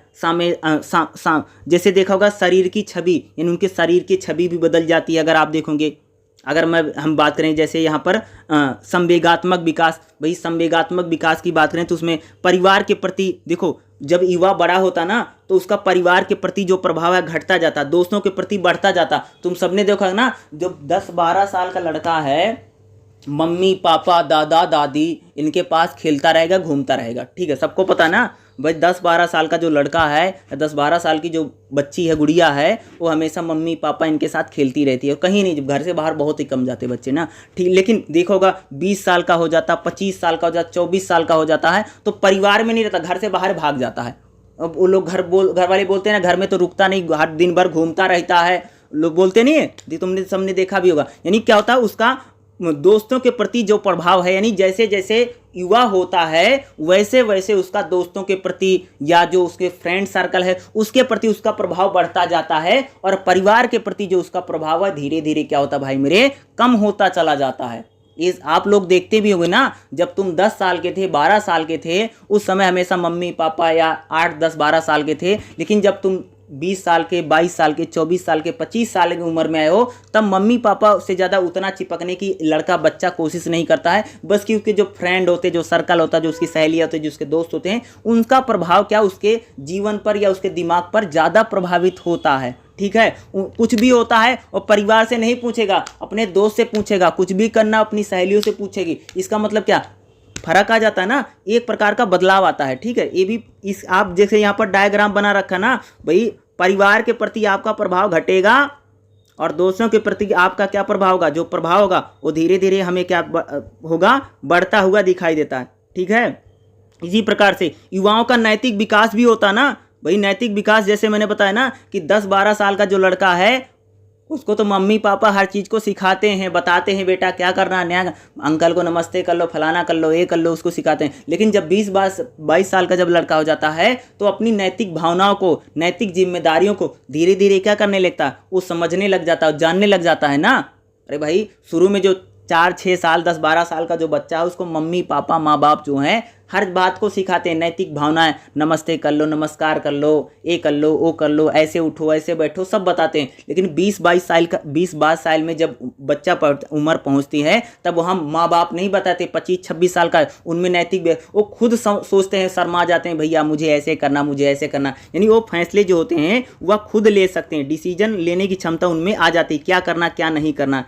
देखो ये तो सारी चीज़ें युवाओं का जो विकासात्मक पहलू, यानी विकासात्मक पहलू में यही लिखना है मोस्टली। अगर 11.2 में देखोगे युवाओं का शारीरिक क्रियात्मक शारीरिक विकास, तो शारीरिक विकास एक प्रकार से देखोगे शरीर पर सबसे ज़्यादा प्रभाव पड़ता है, इफेक्ट पड़ता है। इस बात को तो आप मोस्टली आप साइंस वाइंस में देखते होंगे, वहाँ पर तो आप बिल्कुल लिख देना भैया उसमें क्या क्या बदलाव आता है, तो मोस्टली सबको पता होगा, ठीक है। तो क्या क्या बदलाव होता है, जैसे मैंने बात की, आवाज़ बदल जाती है, ठीक है, ये तो सबको पता, आवाज़ बदल जाती है, शरीर का रंग बदल जाता है, रूप बदल जाता है, आकार बदल जाता है। आकार आप समझ सकते हैं, आकार बिल्कुल डिफरेंट हो जाता है। अरे भाई 10 साल की लड़की का आकार और 20-22 साल की लड़की के आकार में फ़र्क हो जाता है ना, ठीक है। हाथ हो चाहे पूरी बॉडी की हम बात करें, ठीक है। लड़के की अगर बात करें, 10-12 साल का जो लड़का है और 20-25 साल का जो लड़का, उसमें शरीर में बदलाव आ जाता है ना। जैसे आवाज़ देखो, या जो गले के नीचे होता है पूरा मोटा हो जाता है, आवाज़ मोटी हो जाती है। इस प्रकार से क्या होता है, तमाम तरह के जो बदलाव होते हैं या तमाम तरह के चेंज होते हैं, शारीरिक बदलाव हमें ज़्यादा दिखाई देते हैं मोस्टली अगर हम बात करेंगे। ज्ञानात्मक बदलाव भी आ जाता है भाई, धीरे धीरे उसमें सोच, समझदारी, बुद्धि, मानसिकता, ज़्यादा चीज़ें आ जाती हैं, ठीक है। समाज के प्रति रिस्पॉन्सिबिलिटी को शायद वह ज़्यादा निभाता है, ठीक है, किशोर के प्रति युवा जो होता है, ठीक है। या उसमें क्या डिसीजन लेना, डिसीजन मेकिंग मुझे लगता है शायद थोड़ी ज़्यादा बढ़ जाती है। क्या फैसले लेंगे, 10-12 साल का लड़का उतने अच्छे फैसले नहीं कर सकता, लेकिन जो 20 साल का, 25 साल का, 24 साल का, 29 साल के जो व्यक्ति हैं वो ज़्यादा अच्छे से फैसले कर सकते हैं ना, ठीक है। यौन विकास होता है, जैसे युवाओं का ज्ञानात्मक भी, तो ज्ञानात्मक विकास में वही होता है एक प्रकार से अगर आप देखेंगे तो शुरुआती में किशोर जो होते हैं एक प्रकार से वह डिसीजन मेकिंग उनमें ज़्यादा आ जाती है, क्या सही है क्या गलत है, इन चीज़ों का डिसीजन या सारी चीज़ों को स्वयं जान सकता है, ठीक है। मोस्टली सेकंड चैप्टर में यही है। अगर विकासात्मक पहलू क्या है, इन्हीं को आपको क्या करना है, हेडिंग बना करके लिख देना है, ठीक है। जैसे यहाँ पर आत्मीय संबंध, रिलेशन उसके अच्छे खासे बन जाते हैं भाई। जो युवा होता है वो किसी न किसी पार्टनर को भी ढूंढने लग जाता है, ये भी भाई इसमें पार्ट एक दे रखा है, इसको भी आत्मीय संबंध बन जाता है। जैसे 20-22 साल का लड़का है भाई, वो किसी लड़की को भाई अट्रैक्ट होता है, लड़का होगा लड़की के प्रति, यानी ये भी एक प्रकार के आत्मीय संबंध को ढूंढने लग जाता है, ठीक है। ये भी एक प्रकार का क्या होता है, उसमें चेंज आ जाता है, ठीक है। यानी कहे अपने पार्टनर को तलाशने लग जाता है, यानी उसमें जैविक या सामाजिक बदलाव भी, यानी आत्मीय संबंध जो होता है वो ज़्यादा बनने लग जाते हैं, ठीक है। उसके बाद अगर आप मित्रता में भी काफ़ी बदलाव आ जाता है। युवा जो तो मित्रता, फ्रेंड, यानी युवा मित्रता में समरूप की तलाश करते हैं। जैसे उम्र, यानी जो किशोर होता है उसका उम्र, हम उम्र के लोग होते हैं। जैसे अगर 20-22 साल का लड़का तो उसके दोस्त जितने होंगे 20-22 साल वाले, यानी वो 60 साल का आदमी उसका दोस्त बना हुआ है, ऐसा नहीं था। मोस्टली मित्रता जो होती है उसके हम उम्र के जो लोग होते हैं उनसे होता है, और उससे उनसे दोस्ती होती काफ़ी बनती है। कई बार जो युवाओं में अकेलापन की भी भावना हमें देखने, कई बार जो युवा होते हैं खुद को अकेला या वैसे भी कई बार महसूस करते हैं। कई बार देखो लड़के मोस्टली अलग रहते हैं, कई बार ऐसे कई सारी युवा आपको देखने को मिलेंगे। अकेलेपन की जो कारण ये भी अकेलापन, कई बार देखो अगर किसी युवा का कोई दोस्त नहीं बनता तो बेचारा वैसे दुखी बैठा रहता है, हमारा कोई दोस्त नहीं बन रहा है, हमसे कोई बात ही नहीं करता है। इस प्रकार से यानी अकेलापन भी हमें युवाओं में देखने को मिलता है, ठीक है। ये तो पूरा लगभग चैप्टर आपका जो है चैप्टर नंबर 2 है ये खत्म हो गया, ठीक है। उसके बाद हमारा क्या है, चैप्टर नंबर 3 देखते हैं। चैप्टर क्या है, चैप्टर नंबर 3 है, ठीक है। चैप्टर नंबर 3 क्या है, पहचान के सामाजिक और मनोवैज्ञानिक परिप्रेक्ष्य, ठीक है। देखो यहाँ कह रहा है कि जो युवाओं की पहचान है वह उसकी सामाजिक पहचान कैसे होगी और मनोवैज्ञानिक, ठीक है। देखिएगा यहाँ पर क्या है, पहचान की अवधारणा, बल्कि यहाँ पर हमें क्या देखना है, पहचान के सामाजिक परिप्रेक्ष्य, ठीक है। यहाँ पर पूरी क्या थ्योरी है चलेगी, ठीक है भाई मेरे, यहाँ पर थ्योरी है। जैसे मानव विकास के संदर्भ में परिवार, जैसे परिवार के कार्य पालन। देखो भाई बच्चे पर देखो एक चीज़ मैं बता दूँ, जो लड़का है जो बच्चा है उसका परिवार कैसे है इसका भी फर्क पड़ता है। तुम सबने देखा होगा ना, लोग बोलते नहीं पता नहीं किसका परिवार ही ऐसा होगा, इसका पालन पोषण का भी बड़ा फर्क पड़ता है। आपका पालन पोषण क्या है, लोग कहते नहीं, जैसे लड़कियों की शादी हो जाती है, तुम्हारी माँ ने क्या सिखाया, यही सिखा के भेजा है, सुना होगा तुम सबने ना। और जैसे कई बार परिवार का भी, परिवार के आपके माँ बाप कैसे हैं, इस सच्चाई में बोल रहा हूँ, आपके माँ बाप कैसे हैं और आपके माँ बाप ने क्या सीखा रहा, माँ बाप कैसे होंगे उससे पता चल रहा है। बच्चे का जैसा बिहेवियर है, बच्चे का बिहेवियर बता देगा कि माँ बाप का बिहेवियर कैसा होगा। मैं सच्चाई बता रहा हूँ। किसी भी लड़के को उठा करके देख लेना, किसी बच्चे को, चाहे वो 20 साल का है, चाहे 25 साल का, चाहे 50 साल का व्यक्ति है, उससे पता चल जाएगा उसके माँ बाप कैसे होंगे, ठीक है। यानी परिवार में उसका पालन पोषण कैसे हुआ, इससे भी क्या होता प्रभाव पड़ता है, इससे भी चेंज आता है, ठीक है। अगला जैसे में सहोदर भाई बहनों का संबंध क्या है, भैया आपके जो भाई बहन हैं, ठीक है, सहोदर का मतलब सगे भाई बहन होता है, सहोदर मतलब सगे का नहीं, सगा भाई है, ठीक है। इसका भी क्या होता है कि प्रभाव पड़ता है, ठीक है भाई। जैसे मान लो कि कोई लड़का है उसके भाई हैं, 2-3 भाई हैं, या कोई लड़की उसकी 2-3 बहनें, तो इनका भी प्रभाव क्या होता है हमें उन पर दिखाई देता है, ठीक है। अंतर पीढ़ियों का भी काफ़ी प्रभाव आप देखेंगे तो युवाओं पर क्या होता दिखाई पड़ता है। ठीक है, चलिएगा देखते हैं इसमें क्या क्या है। ठीक है, पहचान की अवधारणा। यदि आप अपने आप से सवाल पूछेंगे आप कौन है, तो मुझे अपने जीवन में किस तरह जीना चाहिए, मैं क्या बनना चाहता हूँ, तब आपकी पहचान पर सवाल उठते हैं कि आपकी पहचान ऐसे कई सवालों के जवाब के योग्य है। इसका कई विरोधाभासी गुण हैं। पहचान व्यक्तित्व यानी जो व्यक्ति की पहचान है, पहचान जो या तो आपकी व्यक्तित्व हो सकता है या सामाजिक पहचान भी हो सकती है। ठीक है, इसे स्वतंत्र रूप से चुना गया है या सामाजिक। देखो भाई, किसी की पहचान तो एक तो कई लोग जो होते हैं बहुत ज़्यादा स्वतंत्र होते हैं, इंडिपेंडेंट होते हैं ना। कई सारे जो व्यक्ति होते हैं वो सामाजिक भी होती है, उनकी जो पहचान निर्मित होती है ना समाज के द्वारा। जैसे पहचान एक क्या है, विरोधाभास है। देखो कह रहे हैं कि पहचान क्या है, एक प्रकार का पहचान में हमें विरोधाभास दिखाई देता है। बोलिए, देखोगे पहचान क्या है, एक विरोधाभास है। जहाँ व्यक्ति समाज से मिलता वही पहचान। करें कि जब इंसान किससे मिलता, समाज से मिलता, तो समाज भी आपकी क्या करता है, एक प्रकार से पहचान बनाता है।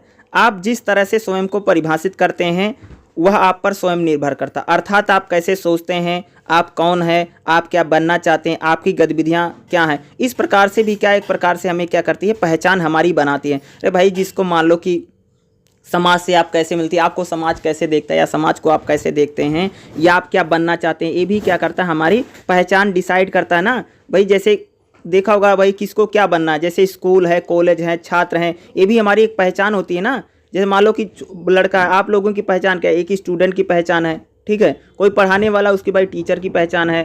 ठीक है, कोई डॉक्टर है उसकी डॉक्टर की पहचान है। यानी क्या होती पहचान में क्या एक प्रकार का विरोधाभास है। हर व्यक्ति की पहचान समय समय पर बदलती रहती है। जैसे मान लो अभी आप क्या है, एक स्टूडेंट की पहचान है, घर पर जाओगे भाई किसी के लिए तुम उसके बेटे हो, बेटे के रूप में तुम्हारी पहचान है। यानी पहचान क्या है, एक प्रकार के विरोधाभास हमें विरोधाभास का मतलब समझते हो, विरोधाभास का मतलब टकराव होना। विरोधाभास का मतलब क्या होता है, टकराव होना। कहने टकराव का मतलब समझते हो कैसे होना, जैसे मान लो कि कोई बात सही भी है गलत भी है। जैसे मान लो कि इंसान कह रहा है कि ये कह रहा, एक हिसाब से वो बात सही भी हो और एक हिसाब से वो बात गलत भी। इसी को हम लोग क्या बोलते हैं, विरोधा। एक शब्द तुमने सुना, बहुत लोग बोलते हैं भाई दो मुँहा बातें करें। दो मुँहा बातें का मतलब समझते हो क्या था, यानी कहने का मतलब कि एक तरफ से बात वही व्यक्ति वही बात कह रहा है और फिर कह रहा नहीं ये गलत है। ठीक है, विरोधाभास का मतलब ये होता है कि जब एक ही बात को कोई व्यक्ति कहता है, यानी एक ही चीज में जब हमें दूसरी बातें काटती हैं, यानी एक बात तुमने बोला ठीक है, लेकिन वही दूसरी लाइन बोलने के बाद वो पहली लाइन काटा मार दिया, इसको हम क्या बोलते हैं, विरोधाभास। यानी पहचान क्या है, एक प्रकार से विरोधाभास है। यानी हर व्यक्ति को जो पहचान है हर एक स्टेज पर क्या होती है, अलग अलग बदलती है ना भाई। यहाँ पर तुम्हारी पहचान एक स्टूडेंट के रूप में है, कहीं और जाओगे तो वहाँ पर पहचान तुम्हारी बदल जाएगी। ठीक है, हर व्यक्ति की जो पहचान है वह समय समय पर बदलती है। और सामाजिक पहचान भी होती है। जैसे कॉलेज में किसी की पहचान भैया छात्र के रूप में है, घर में किसी की पहचान बेटी के रूप में है, बेटी के रूप में है, किसी की पहचान माँ के रूप में है, किसी की पहचान पिता के रूप में है। यानी पहचान जो होती है वह समय समय पर क्या होती है, चेंज होती रहती है, यानी उसमें परिवर्तन आता रहता है। ठीक है, आगे देखिएगा, जैसे पत्नी है, माँ है, बेटी है, भाई हर जैसे कोई लड़की है तो उसको कहीं पहचान माँ के रूप में, कहीं बेटी के रूप में है, कहीं चाची के रूप में है, कहीं दीदी के रूप में है, यानी उसकी पहचान बदलती रहती है। उसी प्रकार से कोई लड़का है कहीं चाचा के रूप में पहचाना जा रहा है, कहीं पिता के रूप में, उसकी भी पहचान क्या होती है, बदलती है। विरोधाभास का मतलब मैंने बताया, विरोधाभास का मतलब होता है कि एक ही चीज़ जब सही हो और वो चीज़ दूसरी बात पे आकर के कट मार दे, गलत मार दे, विरोधाभास। इसको हम बोलते हैं मोस्टली लैंग्वेज में क्या बोला, विरोधाभास। ठीक है, जैसे कई बार थिंकरों में हम बोलते हैं, जैसे पॉलिटिकल थिंकर है, कई बार देखो ना कई सारे विचारक होते हैं, उसमें भी लिखा होता है, आपने बुक में पढ़ा होगा कि कोई विचारक एक बात को कहता है फिर उसी बात को वो गलत भी बताता है, तो हम उसमें क्या बोलते हैं कि फलाना जो विचारक हो, क्या उसमें उसकी बातों में हमें विरोधाभास दिखाई देता है। ठीक है, जैसे समाज, पहचान और व्यवहार क्या एक प्रकार से ये संबंधित होते हैं। कुल मिलाकर के पहचान एक विरोधाभासी अनुभव होता है। जैसे युवा और पहचान का विकास, देखो युवा अवस्था किशोरावस्था और वयस्कता के बीच जैविक जीवन के चरण के रूप में होता है। आप इस जैसे चैप्टर नंबर 1 में इसमें बात कर रखी, युवा अवस्था की शुरुआत माध्यमिक शिक्षा से अंत तक। भाई जो युवा अवस्था की जो शुरुआत है, माध्यमिक शिक्षा का मतलब समझते हो प्राइमरी एजुकेशन या आप सेकेंडरी एजुकेशन कह सकते हैं, लास्ट तक मानी जाती है। 20वें दशक के उत्तरार्ध में अधिकांश लोगों की यह समाप्ति हो जाती है, क्योंकि इस अवधि की अनुभूतियों के बाद जीवन भर चलने वाली विकल्प को चुनते हैं। नहीं कहते यहाँ पर जो हम युवाओं की जो पहचान कर रहे हैं वो एज के अकॉर्डिंग कर रहे हैं। देखिए यहाँ पर इन्होंने जो एज के अकॉर्डिंग बता रखा है भैया, स्वास्थ्य संगठन कहता है कि 15 साल से 24 साल वाला व्यक्ति युवा है। भारत सरकार कहती है 29 साल से लेकर के 29 साल। देखो युवाओं की जो पहचान है भैया, WHO जो है वो कहता है कि 15 साल से लेकर के 24 साल का जो इंसान है, पहले चैप्टर में बता चुका हूँ, ठीक है, वही फिर आ गया है, ठीक है। 15 साल से 29 साल का व्यक्ति वो भारत में इसको क्या युवा के तौर पर माना जाता है, गिना जाता है, ठीक है। आगे देखिएगा, युवा अक्सर पहचान बनाने में लगे होते हैं। अनुभवी वैज्ञानिक एरिक्सन के पहचान के संकट को देखो करें कि युवा जो होता है वो हमेशा अपनी पहचान बनाने में लगा होता है। देखो आप देखोगे जैसे युवाओं की पहचान, जैसे कहीं पर छात्र के रूप में उनकी पहचान है, कहीं श्रमिक के रूप में, नेता के रूप में, मित्र के रूप में, प्रेमी के रूप में। इस प्रकार से जो पहचान हमारी होती है अलग प्रकार से होती है, ठीक है। यानी युवा क्या होता है अपनी पहचान को बनाने में लगा रहता है, और पहचान उसकी हर एक स्टेज में यानी हर एक लेवल पर क्या होती है उसमें हमें परिवर्तन होता या परिवर्तित होती दिखाई देती है, ठीक है। सामाजिक पहचान का आधार क्या है भाई, किसी की अगर समाज में पहचान है, किस आधार पर समाज उसको पहचानता है भैया, जाति के नाम पर पहचानता है, फलानी जाति का आदमी है, समाज तो ऐसे पहचानता है, वो तो ब्राह्मण है, वो तो क्षत्रिय है, वो तो वैश्य है, वो तो शूद्र है, समाज तो ऐसे पहचानता है। इस जाति का आदमी हो तो ठाकुर है, या तो यादव है, वो कुर्मी है, वो लुहार है।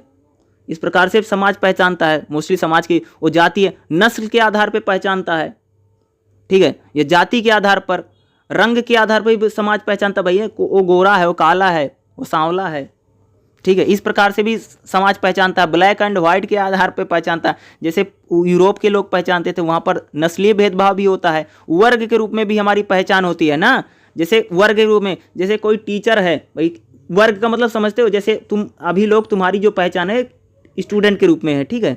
जैसे किसी की पहचान भाई वकील के रूप में है, डॉक्टर के रूप में है, इनको हम क्या बोलते हैं वर्ग। यानी वर्ग के रूप में भी अपनी क्या करता है पहचान बनाता है। यानी पहचान जो है वर्ग के रूप में, जैसे मान लो जैसे वकील है, डॉक्टर है, बैंक कर्मी है, सफाई कर्मी हैं, कर्मचारी हैं, लेबर मजदूर हैं, ये सारे क्या वर्ग होता भाई मेरे, ठीक है। यानी वर्ग के रूप में भी इनकी क्या होती है पहचान, यानी समाज वर्ग के रूप में भी पहचानता है। धार्मिक पहचान भी होती है ना भाई, हिंदू है, मुस्लिम है, चरमपंथी है, कट्टरपंथी है, धार्मिक रूप में भी हमारी पहचान बनती है ना। लैंगिक पहचान भी हमारी होती है, ठीक है। नस्ल के आधार पर हमारी पहचान होती है। संस्कृति, धर्म के रूप में, यानी अन्य पहलुओं पर भी हमारी क्या होती है पहचान। यानी पहचान के कई सारे लिंग पहचान हुई है, जेंडर के रूप में भी पहचान हुई, भाई लड़का है, लड़की है, ये भी हमारी पहचान को बताता है। लिंग के आधार पर कौन महिला कौन पुरुष है, ये भी पहचान बताती है। आयु भी हमारी पहचान का एक बहुत बड़ा साधन है। आयु, आपकी उम्र कितना है, उम्र जैसे बचपन है, किशोरावस्था है, बुढ़ापा है, जवानी है, होता नहीं, ये भी एक प्रकार की क्या होती पहचान होती है ना। ये भी पहचान को डिसाइड करती है आपकी पहचान क्या होगी, ठीक है। उसके बाद अगला आप देखेंगे क्या है, पहचान पर सामाजिक मनोवैज्ञानिक परिप्रेक्ष्य। यानी पहचान पर आपका सामाजिक और मनोवैज्ञानिक परिप्रेक्ष्य क्या पड़ता है। जैसे कह रहे हैं कि उदाहरण के लिए एक पुरानी मेज को फर्नीचर का बेकार टुकड़ा भी समझा जा सकता है और सहेजने योग्य भी, यादगार भी। करें भैया कि जैसे युवाओं की हम बात कर रहे हैं तो कई बार हम किसी चीज़ को भैया खराब भी समझ सकते हैं, कई बार उसको हम सहेज कर भी रख सकते हैं। यानी अगर आप देखेंगे तो जो पहचान है, जो बदलाव है, उसको किसी चीज़ को हम सकारात्मक रूप में भी देख सकते हैं और किसी चीज़ को हम नकारात्मक रूप में भी देख सकते हैं, ठीक है। यानी पहचान आप हर एक प्रकार से अपनी पहचान को क्या कर सकते हैं, बना सकते हैं, ठीक है। उसी प्रकार से यानी किसी भी चीज़ को आप अच्छा भी बता सकते हैं, किसी चीज़ को आप खराब भी। एक तरफ आपकी जो चीज़ होगी वो बेहतर है, एक तरफ कह सकते हो किसी देखा जैसे मान लीजिए अगर हम बात करें, जैसे पानी का एक गिलास है आधा भरा हुआ, तो कोई बोलेगा कि आधा भरा हुआ, कोई बोलेगा आधा खाली है, कोई बोलेगा इस प्रकार से ना। तो ये चाहे आप दो एंगल होता है हर एक चीज़ का ना। जैसे यहाँ पर अगली बात करें कि सामाजिक पहचान के सिद्धांत हैं। सामाजिक पहचान क्या होती है, सामाजिक पहचान का जो सिद्धांत है, थिंकर जो अगर आप देखोगे हेनरी कहते हैं कि सामाजिक पहचान सिद्धांत के अनुसार किसी व्यक्ति की सामाजिक पहचान उस विशाल सामाजिक पहचानों से निर्मित होती हैं जो विभिन्न सामाजिक, यानी सामाजिक पहचान आपकी वर्ग के आधार पे होती है। भैया हेनरी कह रहे हैं कि आपकी जो पहचान है वर्ग के आधार पे होगी, जाति के आधार पे होगी, लिंग के आधार पे, यानी आपकी जो पहचान है तुम क्या हो, इसकी पहचान किसके आधार पे होगी, हेनरी के अकॉर्डिंग। क्या हेनरी क्या कह रहा है, किसी के आधार, जाति के आधार पे होती, भाई ब्राह्मण है, क्षत्रिय है, वैश्य है, शूद्र है, नाई है, कुछ भी है, ठीक है।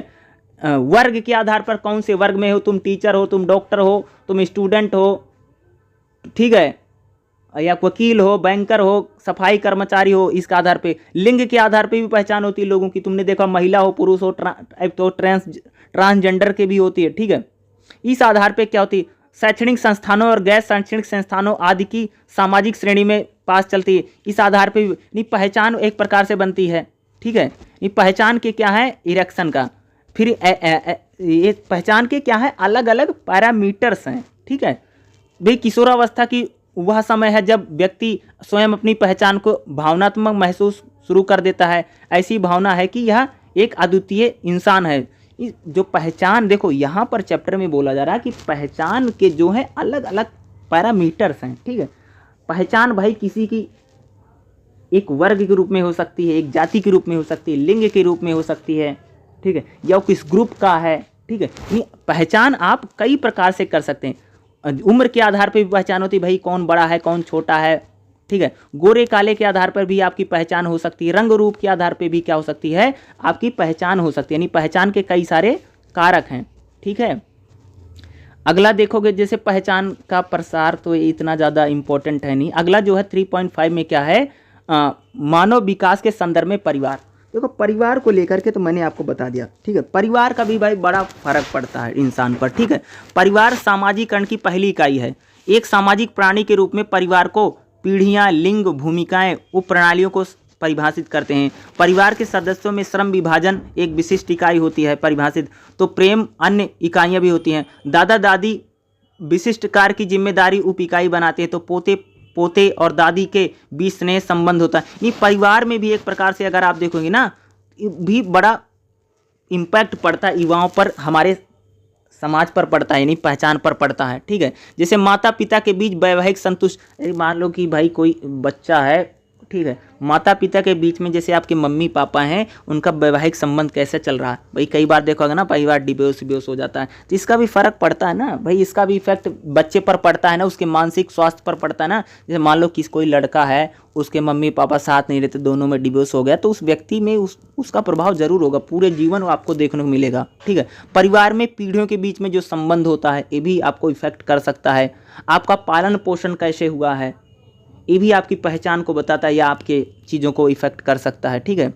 कई बाहरी कारक हैं, ठीक है। माता पिता की कामकाजी दुनिया में हैं, तो अन्य चीज़ें जो हैं आप पर प्रभावित हो सकती हैं। माता पिता का सामाजिक नेटवर्क, जैसे मित्र कैसे हैं, स्वैच्छिक संगठन आदि कैसे हैं, इसका भी प्रभाव क्या होता है, आप पर पड़ता ही पड़ता है, ठीक है। यानी फैमिली, परिवार के कार्य, जैसे अगर आप देखेंगे, जिस परिवार में बच्चा पैदा होता है वह बच्चों का एक समुदाय और समाज में लगता है। नवजात शिशु अपने परिवार की स्थिति और सामाजिक विरासत के अनुसार अपनाकर अपने सामाजिक जीवन की शुरुआत करता है, जिससे उसके अवसरों और विकास की नियति, नहीं कहने का मतलब कि व्यक्ति जिस परिवार में पैदा होता है उसी समुदाय के आता है और उसी चीज़ों को, संस्कृति को या चीज़ों को क्या करता है, एक्सेप्ट। जैसे प्रजनन है, परिवार को सुनिश्चित करना, शिक्षा है, परिवार के मूल्य क्या है, विश्वास क्या है, इन चीज़ों को व्यक्ति क्या करता है, आगे बढ़ाता है, ठीक है। उसकी सामाजिक भूमिकाएं होती हैं।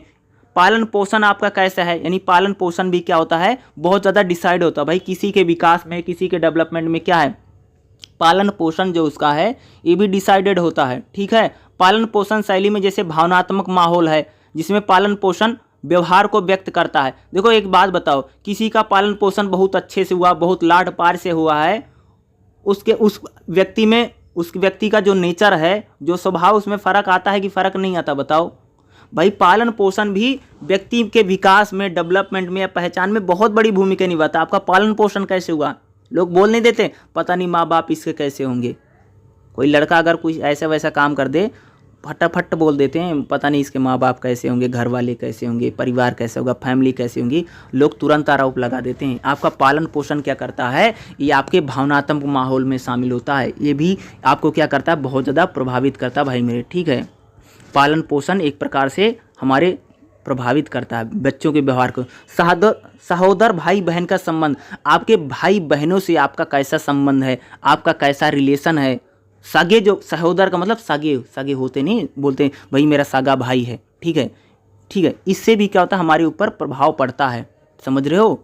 उनके साथ आपका कैसा रिलेशन है, आपके जो भाई हैं, आपकी जो बहन हैं, उससे आपका कैसे बातचीत है, कैसे संबंध है, कैसे आप उससे घुलते मिलते हैं, आप उसके साथ आपका रिलेशन कैसे, ये भी क्या होता है एक प्रकार से आप पर प्रभावित करता है। इसका भी प्रभाव हमें पड़ता ही पड़ता है, किशोरों पर इसका बहुत ज़्यादा प्रभाव पड़ता है। पीढ़ी का भी काफ़ी प्रभाव पड़ता है भाई, पीढ़ी दर पीढ़ी प्रभाव पड़ता है, हर एक पीढ़ी का प्रभाव होता ही। अरे भाई जिसके माता पिता कैसे हैं, दादा दादी कैसे हैं, पोते कैसे हैं, उसका प्रभाव तो पड़ता ही पड़ता है। माता पिता कैसे हैं, माता पिता उससे किसने प्यार करते हैं, किसने, कई बार देखा होगा ना, कई सारे माँ बाप जो होते हैं बच्चों को बहुत मारते हैं, पीटते हैं, तो उनका लड़का भी उसी प्रकार से बन जाता ना, बहुत उपद्रवी बन जाता। देखो कई बार देखो ना, कोई माँ बाप ना अपने बच्चे को बहुत मारते हैं तो उनका बच्चा भी वैसा बन जाता है, उसको कुछ भी बोलो कुछ फर्क नहीं पड़ता है। कई बार जैसे घर परिवार में आपको जैसे माहौल बना है, आप लोग भी वैसे उसी प्रकार के माहौल में ढल जाते हैं, समझ रहे हो। जैसे मान लो किसी बच्चे के परिवार में कोई लगाव ना हो, उसको कोई सुनता ना हो, या उसको बहुत ज़्यादा उपेक्षा का शिकार होना पड़ता, तो बच्चा लाइफ जीवन में भी एक प्रकार से कटा कटा खुद को अनुभव करता है ना। ये भी क्या एक प्रकार से फर्क डालता है ना भाई, कि अगर आप किस प्रकार से कटाव हैं, आपका हुआ है पालन पोषण, ठीक है, इसका भी क्या होता है आपको फर्क था। जैसे स्वतंत्रता का पारिवारिक मॉडल, यानी जिस परिवार में लड़कों को ज़्यादा स्वतंत्रता मिलती है और जिस परिवार में लड़कों को कम स्वतंत्रता मिलती है, इसका भी एक प्रकार का प्रभाव पड़ता है। किसी किसी परिवार में तुम सबने देखा होगा ना कि भाई घर वाले बहुत खुला छोड़ देते हैं, कई कई घर वालों में देखा हो भाई घर वाले बहुत ज़्यादा छूट नहीं देते हैं, या उतनी ज़्यादा छूटें उनको नहीं मिलती हैं, कहीं कहीं पर उनका ज़्यादा पारिवारिक स्वतंत्रता भी होती ना भाई, बहुत सारे बच्चों को जो है ज़्यादा स्वतंत्रता मिलती है। ऐसे मॉडल को आदर्श रूप में सामान्यतः पश्चिमी औद्योगिक शहरी मॉडल को, जहाँ पर ज़्यादा स्वतंत्रता मिलती है, ठीक है। इंडिया में देखोगे तो परिवार वाले तो बहुत कम स्वतंत्रता देते हैं। तुमने तो लड़कियों को देखा होगा ना, लड़कियों को तो बाहर पढ़ने तक जाने नहीं देते हैं, लड़के तो भेज देते हैं। नहीं, आपको घर में कितनी स्वतंत्रता मिलती है, कितनी आज़ादी मिलती है, ये भी क्या होता है जो युवा होते हैं उनको क्या करती है एक प्रकार से प्रभावित करती है। पारिवारिक मॉडल है, आपको परिवार का कैसा माहौल मिला, आपको फैमिली कैसी मिली है, इसका भी जो प्रभाव होता है वह हम पर तो पड़ता ही पड़ता है, ठीक है। पीढ़ी दर पीढ़ी जो प्रतिद्वंदिता होती है तो मुझे लगता नहीं इतना ज़्यादा इम्पोर्टेंट चैप्टर रहने वाला है, ठीक है। उसके बाद अगर आप देखेंगे इसमें जो नेक्स्ट सेक्शन है वो थोड़ा इंपॉर्टेंट रहेगा। 9 पॉइंट युवा, ये ज़्यादा नहीं, 9 पॉइंट को छोड़ दीजिए, ठीक है। उसके बाद जो हमारा नेक्स्ट है उसको देखते हैं, ठीक है, चौथे चैप्टर में, ठीक है, चौथे में जो रहेगा उसको इम्पोर्टेंट को सेक्शन को देखते हैं, ठीक है। तो बुक में भी दुनिया भर की चीज़ें इन्होंने छाप रखी है, ये इम्पोर्टेंट है भाई, ठीक है। क्या है, शिक्षा, करियर, हर हम उम्र, यानी युवाओं पर शिक्षा का प्रभाव, युवा भाई करियर और हम उम्र क्या होती है इसकी बात करेंगे, और ख़ास तौर से हम बात करेंगे कार्य और करियर, ठीक है। समकक्षी या हम उम्र साथी जो इन्होंने बोला भी था, ठीक है, इनकी बात करेंगे, ठीक है। मोस्टली देखिएगा शिक्षा और युवा क्या होता है भाई, एजुकेशन का तो युवाओं पर बहुत ज़्यादा प्रभाव पड़ता ही पड़ता, उनके दिमाग पर, उनके चरित्र पर, उनकी शारीरिक क्षमता पर जो शिक्षा है वो बहुत ज़्यादा प्रभावित करती है। ये नहीं नौकरी चाकरी ही नहीं मिलती भाई मेरे पढ़ने से, बल्कि उसकी दिमाग है, बुद्धि है, शारीरिक मानसिक बौद्धिक विकास भी शिक्षा बहुत ज़्यादा इम्पोर्टेंट होती है युवाओं की पहचान बनाने में। ये नहीं कि इसका मतलब थोड़ी कि पढ़ाई कर रहे हैं तो फलानी नौकरी हमें लेनी है, पढ़ाई नौकरी के लिए थोड़ी पढ़ाई शुरू की गई थी, ठीक है, वो तो लोगों ने यूज कर लिया। यानी क्या होता है, जो शिक्षा होती है वह भी युवाओं की पहचान को बहुत ज़्यादा डिसाइड करती है, उनके व्यक्तित्व को बनाने में, उनके व्यक्ति के दिमाग में, चित्र में, शारीरिक क्षमता पर भी कई प्रकार से सृजनात्मक प्रभाव डालती है। कौन डालता, शिक्षा डालती, एजुकेशन डालती भाई मेरे। भाई जो आदमी बहुत ज़्यादा पढ़ा लिखा हुआ होगा तो उसका सोचने समझने का जो तरीका होगा बिल्कुल अलग होगा।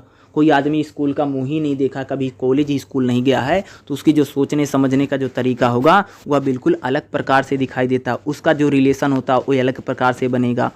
जो व्यक्ति पढ़ा लिखा होगा वो अलग प्रकार से सोचता ना। जैसे शैक्षणिक संस्थानों का बेहद प्रभाव, यानी युवाओं पर सबसे ज़्यादा किसका, राजनीति, तुमने देखा ना युवाओं पर किसका प्रभाव पड़ा भैया, राजनीतिक विचारधारा का भी प्रभाव पड़ता है युवाओं पर ना, देखा होगा ना। पॉलिटिकली रूप से भी युवा क्या होते हैं, बहुत ज़्यादा एक्टिव होते हैं ना, फलानी पार्टी को ज्वाइन कर रहा, फलाना काम कर रहा है, ये सारी चीज़ें भी युवा तो करते रहते हैं मोस्टली ना, आपने लोगों ने देखा होगा ना। राजनीतिक जो विचारधाराएं होती है, राज की प्रकृति, उसकी विचारधाराएं शैक्षिक नीतियों और शैक्षणिक संस्थानों में कामकाज को प्रभावित करती हैं। इजराइल जैसा सैन्य राज्य स्कूलों में सैन्य शिक्षा प्रदान करता है। ऐसे स्कूलों में कई शिक्षक और विशेष रूप से प्रधान अक्सर सेवन अधिकारी होते हैं। सैन्य नहीं क्या था, युवाओं को एक कई बार जो राज्य होता है वो भी उनको क्या पढ़ाता लिखाता है, ठीक है। जैसे इजराइल की बात करें वहाँ पर, क्योंकि वहाँ पर क्या होता है, युवा को ना इजराइल में भाई क्या है कि हर आदमी को ना सेना में नौकरी करना ज़रूरी होता है। जैसे इंडिया में तो भाई ऐसा है नहीं, ठीक है। लेकिन जो छोटे मोटे देश होते हैं जहाँ पर कम आबादी रहती है, वहाँ पर हर आदमी को बोला जाता है कि कम से कम 2 या 3 साल वो भी सेना में नौकरी करना उसके लिए कंपलसरी होता है, ठीक है। युवाओं का राजनीति में या राज्य उनका कैसे प्रयोग करता है, ठीक है, या वो उनका किस प्रकार से यूज करता है, उसकी हम बात करें, ठीक है। जैसे आपने देखा होगा ना, हमारे देश में ना जो 6 से 14 साल के बच्चे हैं उनको मुफ्त शिक्षा दी जा रही है, अनिवार्य शिक्षा दी जाती है ताकि सभी बच्चों को शिक्षा सुनिश्चित की जा सके ना। राज्य सरकार द्वारा देखा होगा युवाओं के लिए कई सारी योजनाएं चलाई जाती हैं। उनमें समानता के लिए, ज्ञान के लिए, उनके भविष्य बनाने के लिए कई सारे कौशल रोजगार योजनाएं। तुम सबने देखा ना, अभी भारत में कहते हैं प्रधानमंत्री कौशल रोजगार योजना चलती है ना, किसके लिए समर्पित है? वो पूरी तरीके से जो युवा हैं उनको समर्पित कर रखी है वो पूरी स्कीम को ना। अरे भाई मेरे, कौशल रोजगार जो योजना यानी सरकार यानी राजनीति यानी सरकार देखोगे तो युवाओं के लिए कई सारी स्कीम है, कई सारी योजनाएं चला रही ना, ताकि युवाओं को हम क्या कर सकें, शिक्षित बना सकें, उनमें स्किल डेवलपमेंट ला सकें। देखते हुए ना इन सारी के लिए विविधता की बात करेंगे। जैसे शैक्षणिक व्यवस्थाएं उन सामाजिक सूक्ष्म प्रतिरूप में है जिनमें अंतर निहितार्थ होता है या प्रतिस्पर्धी होती हैं। शैक्षणिक संस्थानों की अगर बात करें, जैसे उसमें बहुसंस्कृतिवाद है, समावेशी, तो एक प्रकार से जैसे जो शैक्षणिक संस्थान होते हैं इनमें किसी प्रकार का ना तो भेदभाव होता है, ना लिंग के आधार पे, ना भाषा के आधार पर। यानी युवाओं को यहाँ पर अगर आप देखेंगे तो जो राज्य यानी स्टेट एक प्रकार से देखोगे तो युवाओं पर बहुत ज़्यादा पैसा भी खर्च करता है, उनको पढ़ाने के लिए, लिखाने के लिए, उनमें स्किल डेवलपमेंट के लिए तमाम तरह की योजनाएं चलाता है ताकि उनको पढ़ा लिखा करके शिक्षित बना सकें। तुमने देखा होगा भाई 6 साल से 14 साल के बच्चों के लिए क्या एक प्रकार से हम क्या देखते हैं, सरकार उनको फ्री एजुकेशन दिला रही है, ठीक है। या तुमने देखा युवा जो पढ़े लिखे उनके लिए भी कई प्रकार से स्कॉलरशिप भी योजनाएं चलती रहती हैं, ठीक है। इग्नू में तुम सब ने देख रखा होगा कि यहाँ पर जो बच्चे ग्रेजुएशन करते हैं, जो SC ST कास्ट से आते हैं, उनको तो फ्री एडमिशन हो जाता है, सिर्फ उनकी एग्ज़ाम फीस लगती है और बाकी तो उनका पूरा जो रजिस्ट्रेशन होता है वो तो माफ़ी होता है। इस प्रकार से भी हम देखते हैं ना। पहचान विकास के संदर्भ में शैक्षणिक संस्थान यानी जो शैक्षणिक संस्थान है यानी जो एजुकेशन इंस्टीट्यूट हैं वह भी पहचान विकास को भी क्या उनमें भी उनका की भी कारण, जैसे शिक्षा शास्त्र यानी एजुकेशन जो है और जो लर्निंग है ये भी बहुत रूप से एक प्रकार से क्या करती है, युवाओं में ज्ञान का विस्तार कर रही है, उनको पढ़ा रही लिखा रही, उनमें ज्ञान अर्जन कर रही है, समझ रहे हो। उनमें भी काम करने की क्षमता, उनमें भी स्किल डेवलपमेंट यानी एजुकेशन के जरिए युवाओं को शिक्षित करके उनको बेहतर बनाया जाता हो ताकि रोजगार पा सकें, रोजी रोटी या उनमें स्किल डेवलपमेंट हो सके या अपने जीवन को सफल बना सकें, अच्छे नागरिक बन सके। इसके लिए भी क्या उनमें शिक्षा और अधिगम कार्य को सिखाया जाता है। तमाम तरह की योजनाएं, अन्वेक्षण के अवसर मिलते, युवाओं पर तमाम शोध किए जाते हैं, उनको समझा जाता है, उनको किस प्रकार से पढ़ाया जाए। तुमने देखा होगा ना, आज देखा होगा ना, जैसे मैंने प्रधानमंत्री कौशल रोजगार योजना बताई, उसी तरह से भारत सरकार कई तरह की योजनाएं चला रही ताकि जो लड़कियां हैं, जो बेटियां, जो युवा हैं, उन पर भी कई प्रकार की योजनाएं चलती है ना। बहुत सारी राज्य सरकारें जो लड़कियां हैं उनको तो फ्री में पढ़ा रही है, ग्रेजुएशन तक बहुत जगह पर देखा होगा। जो बच्चियां हैं उनके लिए काम कर रही है ना, किस लिए करे, ताकि उनको ज़्यादा से ज़्यादा अवसर मिल सकें, ठीक है, ताकि उनको पढ़ा लिखा करके शैक्षिक प्रणाली में हम ला सकें या उनके बेहतर भविष्य को बनाया जा सके, ठीक है। एजुकेशन इंस्टीट्यूट क्या कर रहे हैं, युवाओं को एक प्रकार से शिक्षित कर रहे हैं ना भाई, ताकि उनका एक बेहतर माहौल, एक तो शैक्षणिक संस्थान, इसके एक प्रकार से वातावरण भी देखो, युवाओं के लिए भी जो शिक्षा का माहौल उसको भी बेहतर बनाया जा सके, ठीक है, या युवा ताकि उनमें एक स्किल हो सके, ठीक है। या पहचान विकास पर यानी जो पहचान पर उसका शिक्षा का भी प्रभाव बहुत ज़्यादा पड़ता है। देखिएगा, स्कूल और कॉलेज में जाना, सीखना और निष्पादन, शिक्षकों और साथियों के साथ बातचीत करना, अपने निष्पादन और व्यवहार को मूल्यांकन अर्जित करना। यानी कहने का मतलब है कि जैसे कोई व्यक्ति स्कूल जाता भैया, कॉलेज जाता, कुछ सीखता समझता है, शिक्षा का प्रभाव भी हमारी पहचान पर बहुत ज़्यादा पड़ता है। हम लोग कितने पढ़े लिखे हैं, हम लोग कितने एजुकेटेड हैं, इसका भी प्रभाव क्या होता है, हमारी पहचान पर पड़ता ही पड़ता है।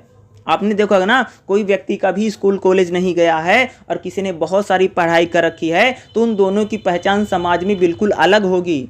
आप लोग देखते हैं ना, भाई जो अनपढ़ व्यक्ति है उसको समाज कैसे देखता है, जो पढ़ा लिखा व्यक्ति है उसको समाज कैसे, यानी शिक्षा पर क्या होता है, हमारी पहचान पर प्रभाव पड़ता है, हमारे डेवलपमेंट। अगर हम एजुकेटेड रहेंगे, पढ़े लिखे रहेंगे तो हम अच्छे डिसीजन लेते हैं, हम सही गलत का फैसला कर सकते हैं ना।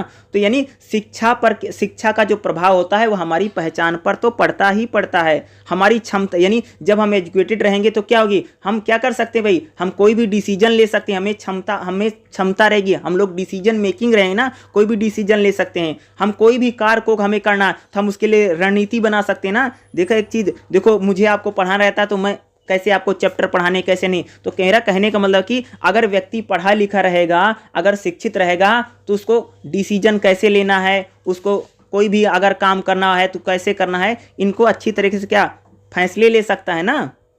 शिक्षित रहेगा उसमें क्या रहेगा, एक प्रकार से क्या होता है, कौशल का भी विकास होता है ना। अगला जैसे 4.6 में देखेंगे तो क्या, कार्य और कैरियर देखिएगा। कार्य और करियर का लोगों को बचपन से ही सांस्कृतिक रूप से स्वीकृत कार्य भूमिकाओं को लेने के तैयार किया जाता है। सभी बच्चों को बताया जाता है कि बड़े होने पर उन्हें काम करना होगा। इन देखो युवा जो होते हैं भैया, उनके लिए काम और करियर बहुत इंपॉर्टेंट है, ठीक है। देखो कोई व्यक्ति, कोई भी लड़का हो, कोई भी लड़की हो, युवा है, जैसे जैसे बड़ा होगा उसको काम करना, उसको कुछ किसी न किसी चीज़ में भैया करियर बनाना है, ये तो फिक्स ही हो गया है। आप लोग देखते हो ना, छोटा 10-12 साल का, अब तो बहुत पहले तो आदमी 20-22 साल को होता था तब करियर जाके बनाते थे किसको के। अब तो 10-10 12-12 साल के लड़के ही पहले सोच लेते हैं कि हमें सिंगर बनना है, हमें एक्टर बनना है, हमें फोटोग्राफर बनना है, हमें टीचर बनना है। अब तो बहुत छोटी सी उम्र से ही लोग क्या है, बहुत ज़्यादा, यानी कैरियर और शिक्षा में, यानी युवा जो होते हैं वह कैरियर और शिक्षा के प्रति भी क्या कैरियर चुनना है, क्या कैरियर नहीं चुनना है, ये भी एक प्रकार से बहुत ज़्यादा डिसाइड हो रहा है ना। कैरियर के विकल्प, आज तो बहुत ज़्यादा कैरियर के विकल्प खुल गए। कोई डॉक्टर बनना चाहता है, जैसे 2 लड़कियां भाई, कोई डॉक्टर बनना चाहता है, कोई कुछ, यानी युवाओं में कुछ ना कुछ बनने की अवधारणा होती है भाई। हर कोई युवा कुछ ना कुछ तो बनना ही चाहता है। तुम किसी भी युवा से जाकर के पूछोगे तुम क्या बनना, उसमें अपने कैरियर को लेकर के कोई ना कोई जरूर होगा, उसको फ्यूचर में क्या करना, उसको भविष्य में करना, इस प्रकार की चीज़ें हमें दिखाई देती ना। कोई भी युवा हो भाई, रहता तो रहता ही है। जैसे इस लिख रखा है, सिमता अपने पिता की तरह डॉक्टर बनना चाहती है और गरीब लोगों की मदद करना चाहती है, परंतु उसकी माँ जो हाई स्कूल में अध्यापिका थी उसने बताया कि मेडिकल शिक्षा में बहुत लंबा समय लगता है। चूंकि वह लड़की है इसलिए उसकी शादी और अन्य चीज़ों में देरी हो जाएगी, अतः उसे डॉक्टर बनने की ख्वाहिश नहीं रखनी चाहिए। यानी देखो कह रही कि भाई, उसकी माँ बता रही लड़की जो है डॉक्टर बनना चाहती, माँ कह रही कि भाई डॉक्टर बनने में बहुत समय लगेगा, बहुत पैसा लगेगा, और तुम्हारा जो पैसा है सारा वो शादी पर खर्चा करना है, इसलिए तुम इस ख्वाहिश को छोड़ दो। राहुल संगीतकार बनना चाहता है, लेकिन उसे परीक्षा में बेहद अच्छे अंक और बढ़िया स्थान हासिल किया, इसलिए उसके माता पिता चाहते हैं कि वह इंजीनियर की पढ़ाई करे और उसका दाखिला इंजीनियरिंग में करवाया है। तो दोनों विकल्प लड़के और लड़कियों को लेकर के बता रहे हैं कि लड़कियों के प्रति हमारे समाज की सोच क्या है और लड़कों के प्रति हमारे, लड़के जो होते हैं उनको एक प्रकार से करियर ज़्यादा मिलता है। देखा नहीं हुआ भाई, लड़की को तो बाहर लोग पढ़ने भेजते ही नहीं हैं, लड़के तो भेज देंगे, जाओ भाई तुम दिल्ली चले जाओ, वहाँ पर जाकर के कोचिंग ले लो, कोटा चले जाओ, तुम क्या बोलते हैं बेंगलोर चले जाओ। लड़कियों को लोग बोलेंगे तुम अपनी शहर में ही पढ़ लो, इधर इधर लोकल कॉलेज से पढ़ लो। तो एक प्रकार से करियर की जब हम बात करें ना, विकल्प उनके लिए ज़्यादा खुले हैं, ठीक है, अगर हम विकल्पों की बात करें लड़कों लड़कियों में, ठीक है। नेक्स्ट अगर देखेंगे, शिक्षा एक प्रकार से पूरी तरह से इंसान को बदल कर ही रख देते हैं। कार्यस्थल और पहचान देखिएगा, जब हम किसी व्यक्ति को पहली बार मिलते हैं तब सामान्य तौर पर हम उससे पूछते हैं वो क्या कार्य कर रहे हैं। हम व्यवसाय और पेशे से उनकी प्रतिक्रिया को, जैसे मैं शिक्षक हूँ, सॉफ्टवेयर इंजीनियर हूँ, डॉक्टर हूँ आदि, इस प्रकार हम स्वयं के द्वारा किए जाने वाले कार्य से अपने आप को संबोधित करते हैं, चाहे नौकरी हो। देखो भाई, कोई व्यक्ति अगर किसी से मिलता तो हम पूछते भैया तुम क्या करते हो।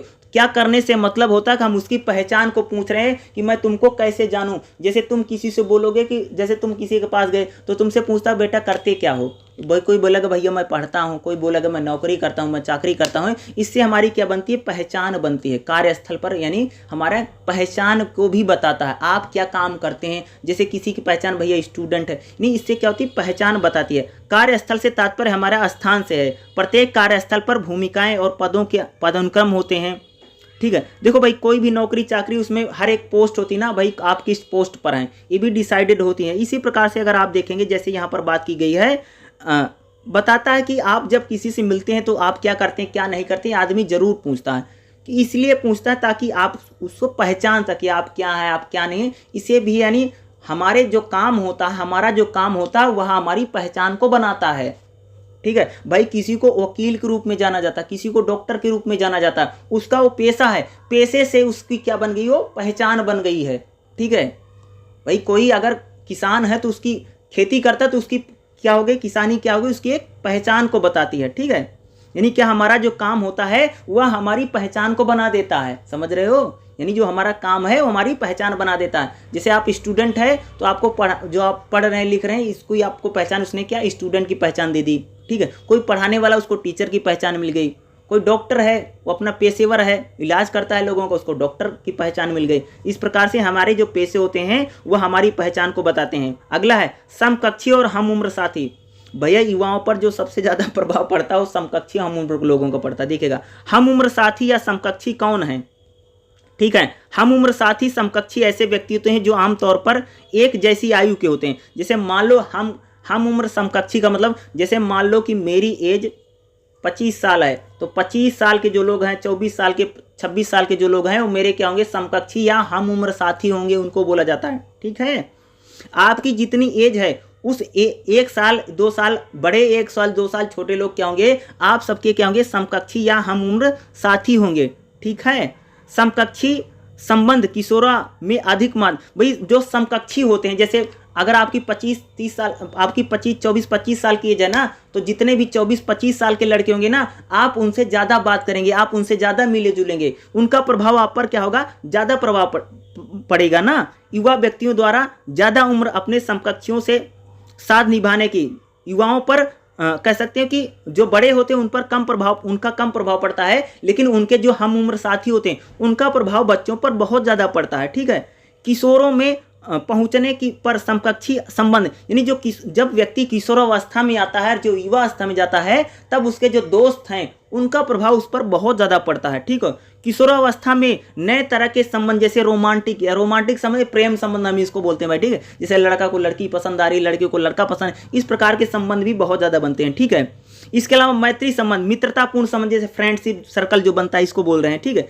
चयन करते समय युवा समकक्षी प्रणाली में उनकी स्थिति और प्रतिष्ठा को देखते हैं। जैसे मान लो भाई कोई लड़का है तो थोड़ी सोचेगा 25 साल की लड़की या 30 साल की लड़की से वो फ्रेंडशिप करेगा, नहीं करेगा ना भाई। कोई 25 साल की लड़की है तो 25 साल का लड़का भी देखेगी, कोई 20 साल का लड़का तो 20 साल की लड़की देखेगी। यानी ये प्रकार से जो रिलेशनशिप बनता है वो हम उम्र साथी में ही बनता है। अगर दोस्ती बनेगी तो हम उम्र में बनेगी। ये थोड़ी है कि तुम 25 साल के हो तो 70 साल के दादाजी से दोस्ती कर रहे हो, ऐसा नहीं होता है। ठीक है, तुम 20 साल की हो तो 50 साल के अंकल जी से फ्रेंडशिप कर रही हो। भाई एक अपवाद हो सकता है कोई कर रहा हो, मैं ही बोल सकता हूँ, लेकिन मोस्टली जो संबंध बनते हैं, मोस्टली जो रिलेशन बनते हैं, चाहे वो प्रेम संबंध बने, चाहे वो नॉर्मल संबंध है, चाहे वो दोस्ती फ्रेंडशिप का संबंध बने, जो भी संबंध, ज़्यादातर जो संबंध बनता है युवाओं का और किशोरों का, वह समकक्षी हम उम्र के लोगों के साथ क्या होता है, वह ज़्यादा बनता है। समझ रहे हो। स्थिति और प्रतिष्ठा, किशोर समकक्षी संबंधों का महत्वपूर्ण, नहीं जो किशोरों की जो प्रतिष्ठा है, जो स्थिति है, वह समकक्षी संबंधों पर ज़्यादा महत्वपूर्ण है।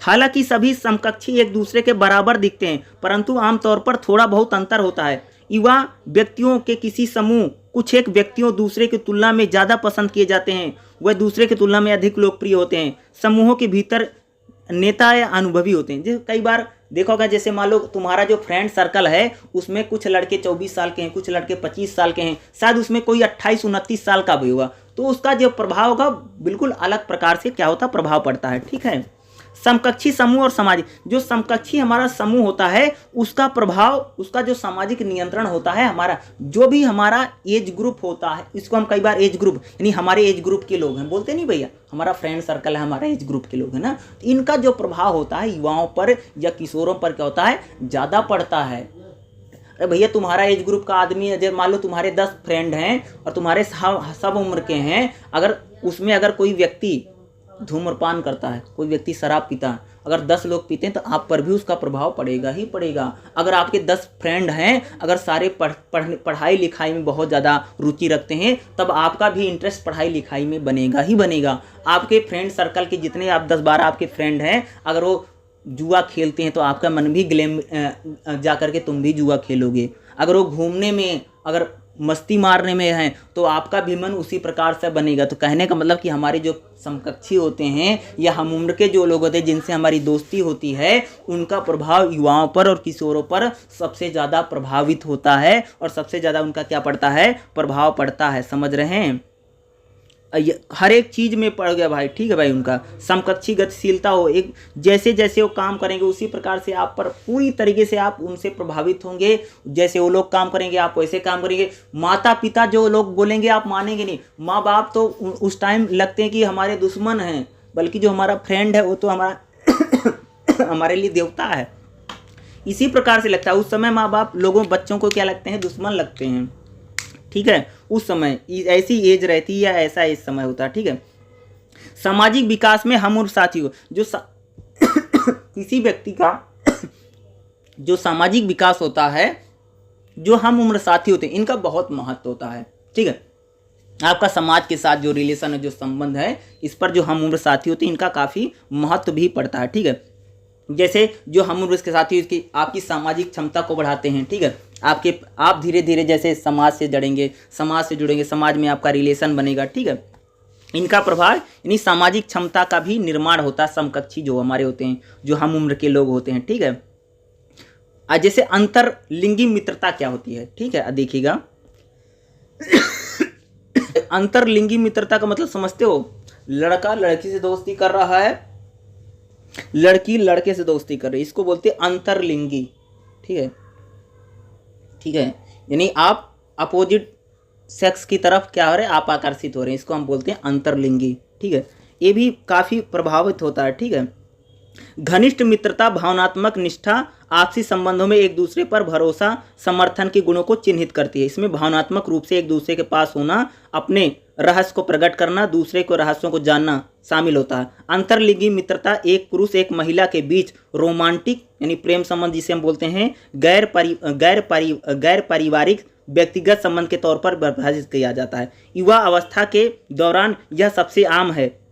इस तरह के संबंधों के खिलाफ सामाजिक प्रतिबंध भी इस चरण में कमजोर होते हैं। जैसे जैसे व्यक्ति बढ़ता है और काम और शादी की दुनिया में उलझ जाता है, उस दौरान समान लिंगी मित्रता की तुलना में अंतरलिंगी मित्रता में अधिक गिरावट आने लगी। देखो करे भैया, जब लड़का 20-22 साल का रहता है, ठीक है, तब उसमें अंतरलिंगी यानी लड़का जो होगा लड़की के प्रति जो आकर्षण होगा बहुत ज़्यादा होगा, ठीक है। और लड़की होगी उसका लड़के के प्रति आकर्षण बहुत ज़्यादा होगा। जैसे मान लो 20-22 साल में तो बहुत ज़्यादा है, लेकिन मान लो 35 साल का हो गया, 40 साल का हो गया, ठीक है, तब उसका जो अपोजिट सेक्स की तरफ जो आकर्षण है धीरे धीरे कम होता चला जाता है, क्योंकि उसकी शादी हो जाती है, परिवार हो जाता है, फैमिली हो जाती है, जिम्मेदारी आ जाती है, तब उसका जो अंतरलिंगी जो प्रभाव है वह धीरे धीरे कम होता है। यानी युवाओं पर अंतरलिंगी का मतलब अपोजिट सेक्स की तरफ जो प्रभाव है वो बहुत ज़्यादा होता है।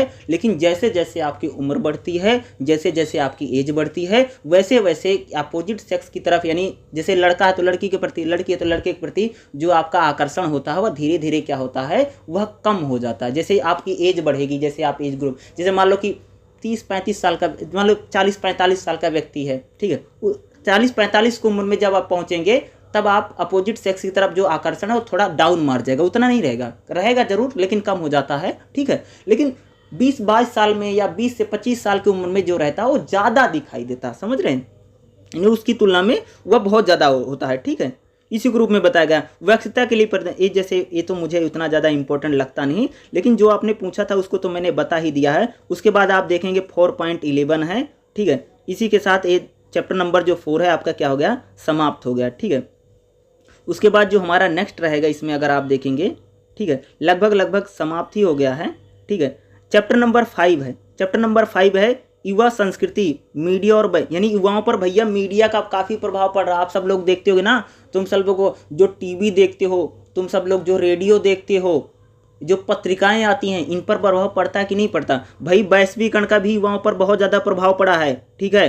देखो भाई आज के समय में युवा हैं उनकी संस्कृति बदल रही है ना, तुम देखा ना, लड़के हैं जो लड़कियां हैं, देखते होगे ना संस्कृति का भाई वेस्टर्न कपड़े पहन रही हैं, वो विदेशी कपड़े देखो नहीं, छोटे छोटे कपड़े पहन के घूम रहे हैं लोग, लड़कियां, कुछ भी हो। मेरा बताने का सिर्फ मतलब ये है कि संस्कृति का प्रभाव पड़ता ही पड़ता है। तुमने देखा होगा ना वेस्टर्न कल्चर जो है, यूरोप का जो पहनावा है, जो खान पान है, उसका प्रभाव तो पड़ ही रहा। तो हमने देखा पिज़्ज़ा है, चाउमीन है, बर्गर है, डोसा है, ये जितने, डोसा तो इसी देश का है, डोसा बोल दिया मैंने, ठीक है। जितने विदेशी जितना जिसको हम फास्ट फूड बोलते हैं, फास्ट फूड हम लोग ज़्यादा करें नहीं। युवाओं पर क्या कह सकते हो भाई मेरे, संस्कृति का प्रभाव बहुत ज़्यादा पड़ता है। वेस्टर्न कल्चर का अगर आप देखेंगे तो बहुत ज़्यादा प्रभाव पड़ रहा है कि नहीं पड़ रहा है, तो सबको पता है।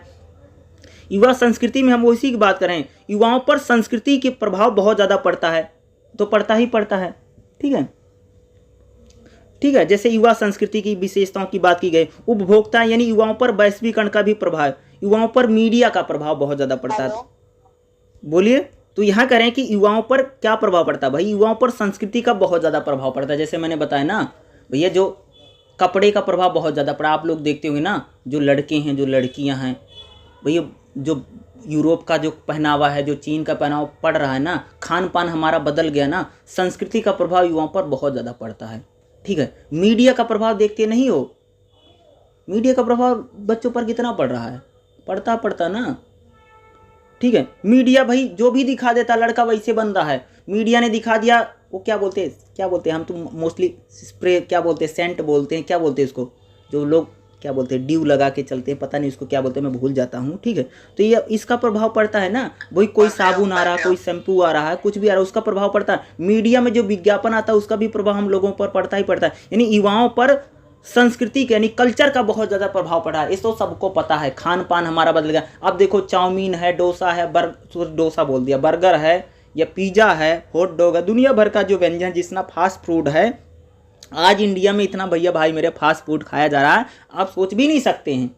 संस्कृति का प्रभाव, युवाओं पर वैश्वीकरण का बहुत ज़्यादा प्रभाव पड़ा है, जब से ग्लोबलाइजेशन हुआ है इसका भी प्रभाव बहुत ज़्यादा पड़ा है। मीडिया पर तो युवाओं का सबसे ज़्यादा प्रभाव है, ठीक है भाई, मीडिया ने सबसे ज़्यादा युवाओं को बदलने का काम किया है भाई। फिल्में जो है, मीडिया का मतलब है समझ लेना, सोशल मीडिया ने भी पूरी तरह बदला। आज देखा होगा ना, लड़के लड़की बैठ करके चैटिंग करते रहते हैं, ठीक है। मीडिया का प्रभाव पड़ा, दिन भर बैठ करके फेसबुक स्क्रॉल करता है, वो देखते नहीं हो, वो रील बनाते रहते हैं, ये मीडिया का ही प्रभाव है ना। मीडिया में उसको भी, सिनेमा को भी ऐड कर लेना, सिनेमा का प्रभाव पड़ नहीं रहा भाई। जैसे फिल्में बन रही हैं, जैसे गाने बन रहे हैं, गाने कैसे बन रहे हैं, तो इसका भी प्रभाव पड़ रहा है ना। युवाओं पर संस्कृति का भाई बहुत ज़्यादा प्रभाव पड़ता है, चाहे गीत हो, खेल हो, इन सभी में, रुचि व्यवहार में तो पड़ता ही पड़ता है संस्कृति का प्रभाव। जैसे युवा सांस्कृतिक विशेषताएं, पीढ़ीगत चेतना होती इनमें।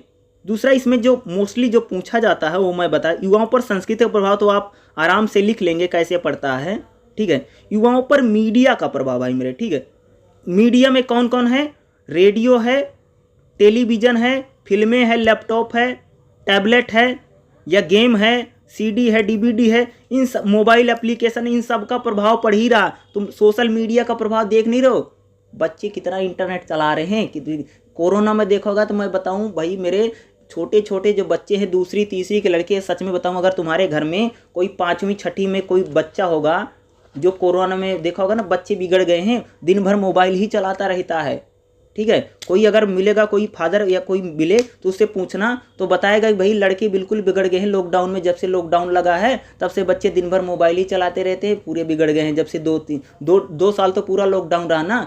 और 5 साल का लड़का, 5वीं में पढ़ने वाला लड़का, 6ठी में पढ़ने वाली गुड़िया या 7वीं में पढ़ने वाले जो गुड़िया है, वो क्या करेगी बताओ। दिन भर मोबाइल में कौन सी ऑनलाइन एजुकेशन कर, प्राइवेट वाले सब स्कूल ऑनलाइन, तो दिन भर बैठ करके गेम खेल रहे हैं, बिगड़ गए हैं। बताते भी हैं लोग, आपको पता भी होगा इससे। मीडिया का भाई युवाओं पर बहुत ज़्यादा प्रभाव पड़ता है, ठीक है। आज तो इंटरनेट पीढ़ी आ गई है, इंटरनेट का ज़माना आ गया, तो इंटरनेट ने युवाओं को पूरी तरीके से बदल ही दिया। आप लोगों को पता ही होगा सोशल मीडिया का, फिल्मों का हम लोगों पर कितना ज़्यादा सिर चढ़ करके बोल रहा है प्रभाव, ठीक है।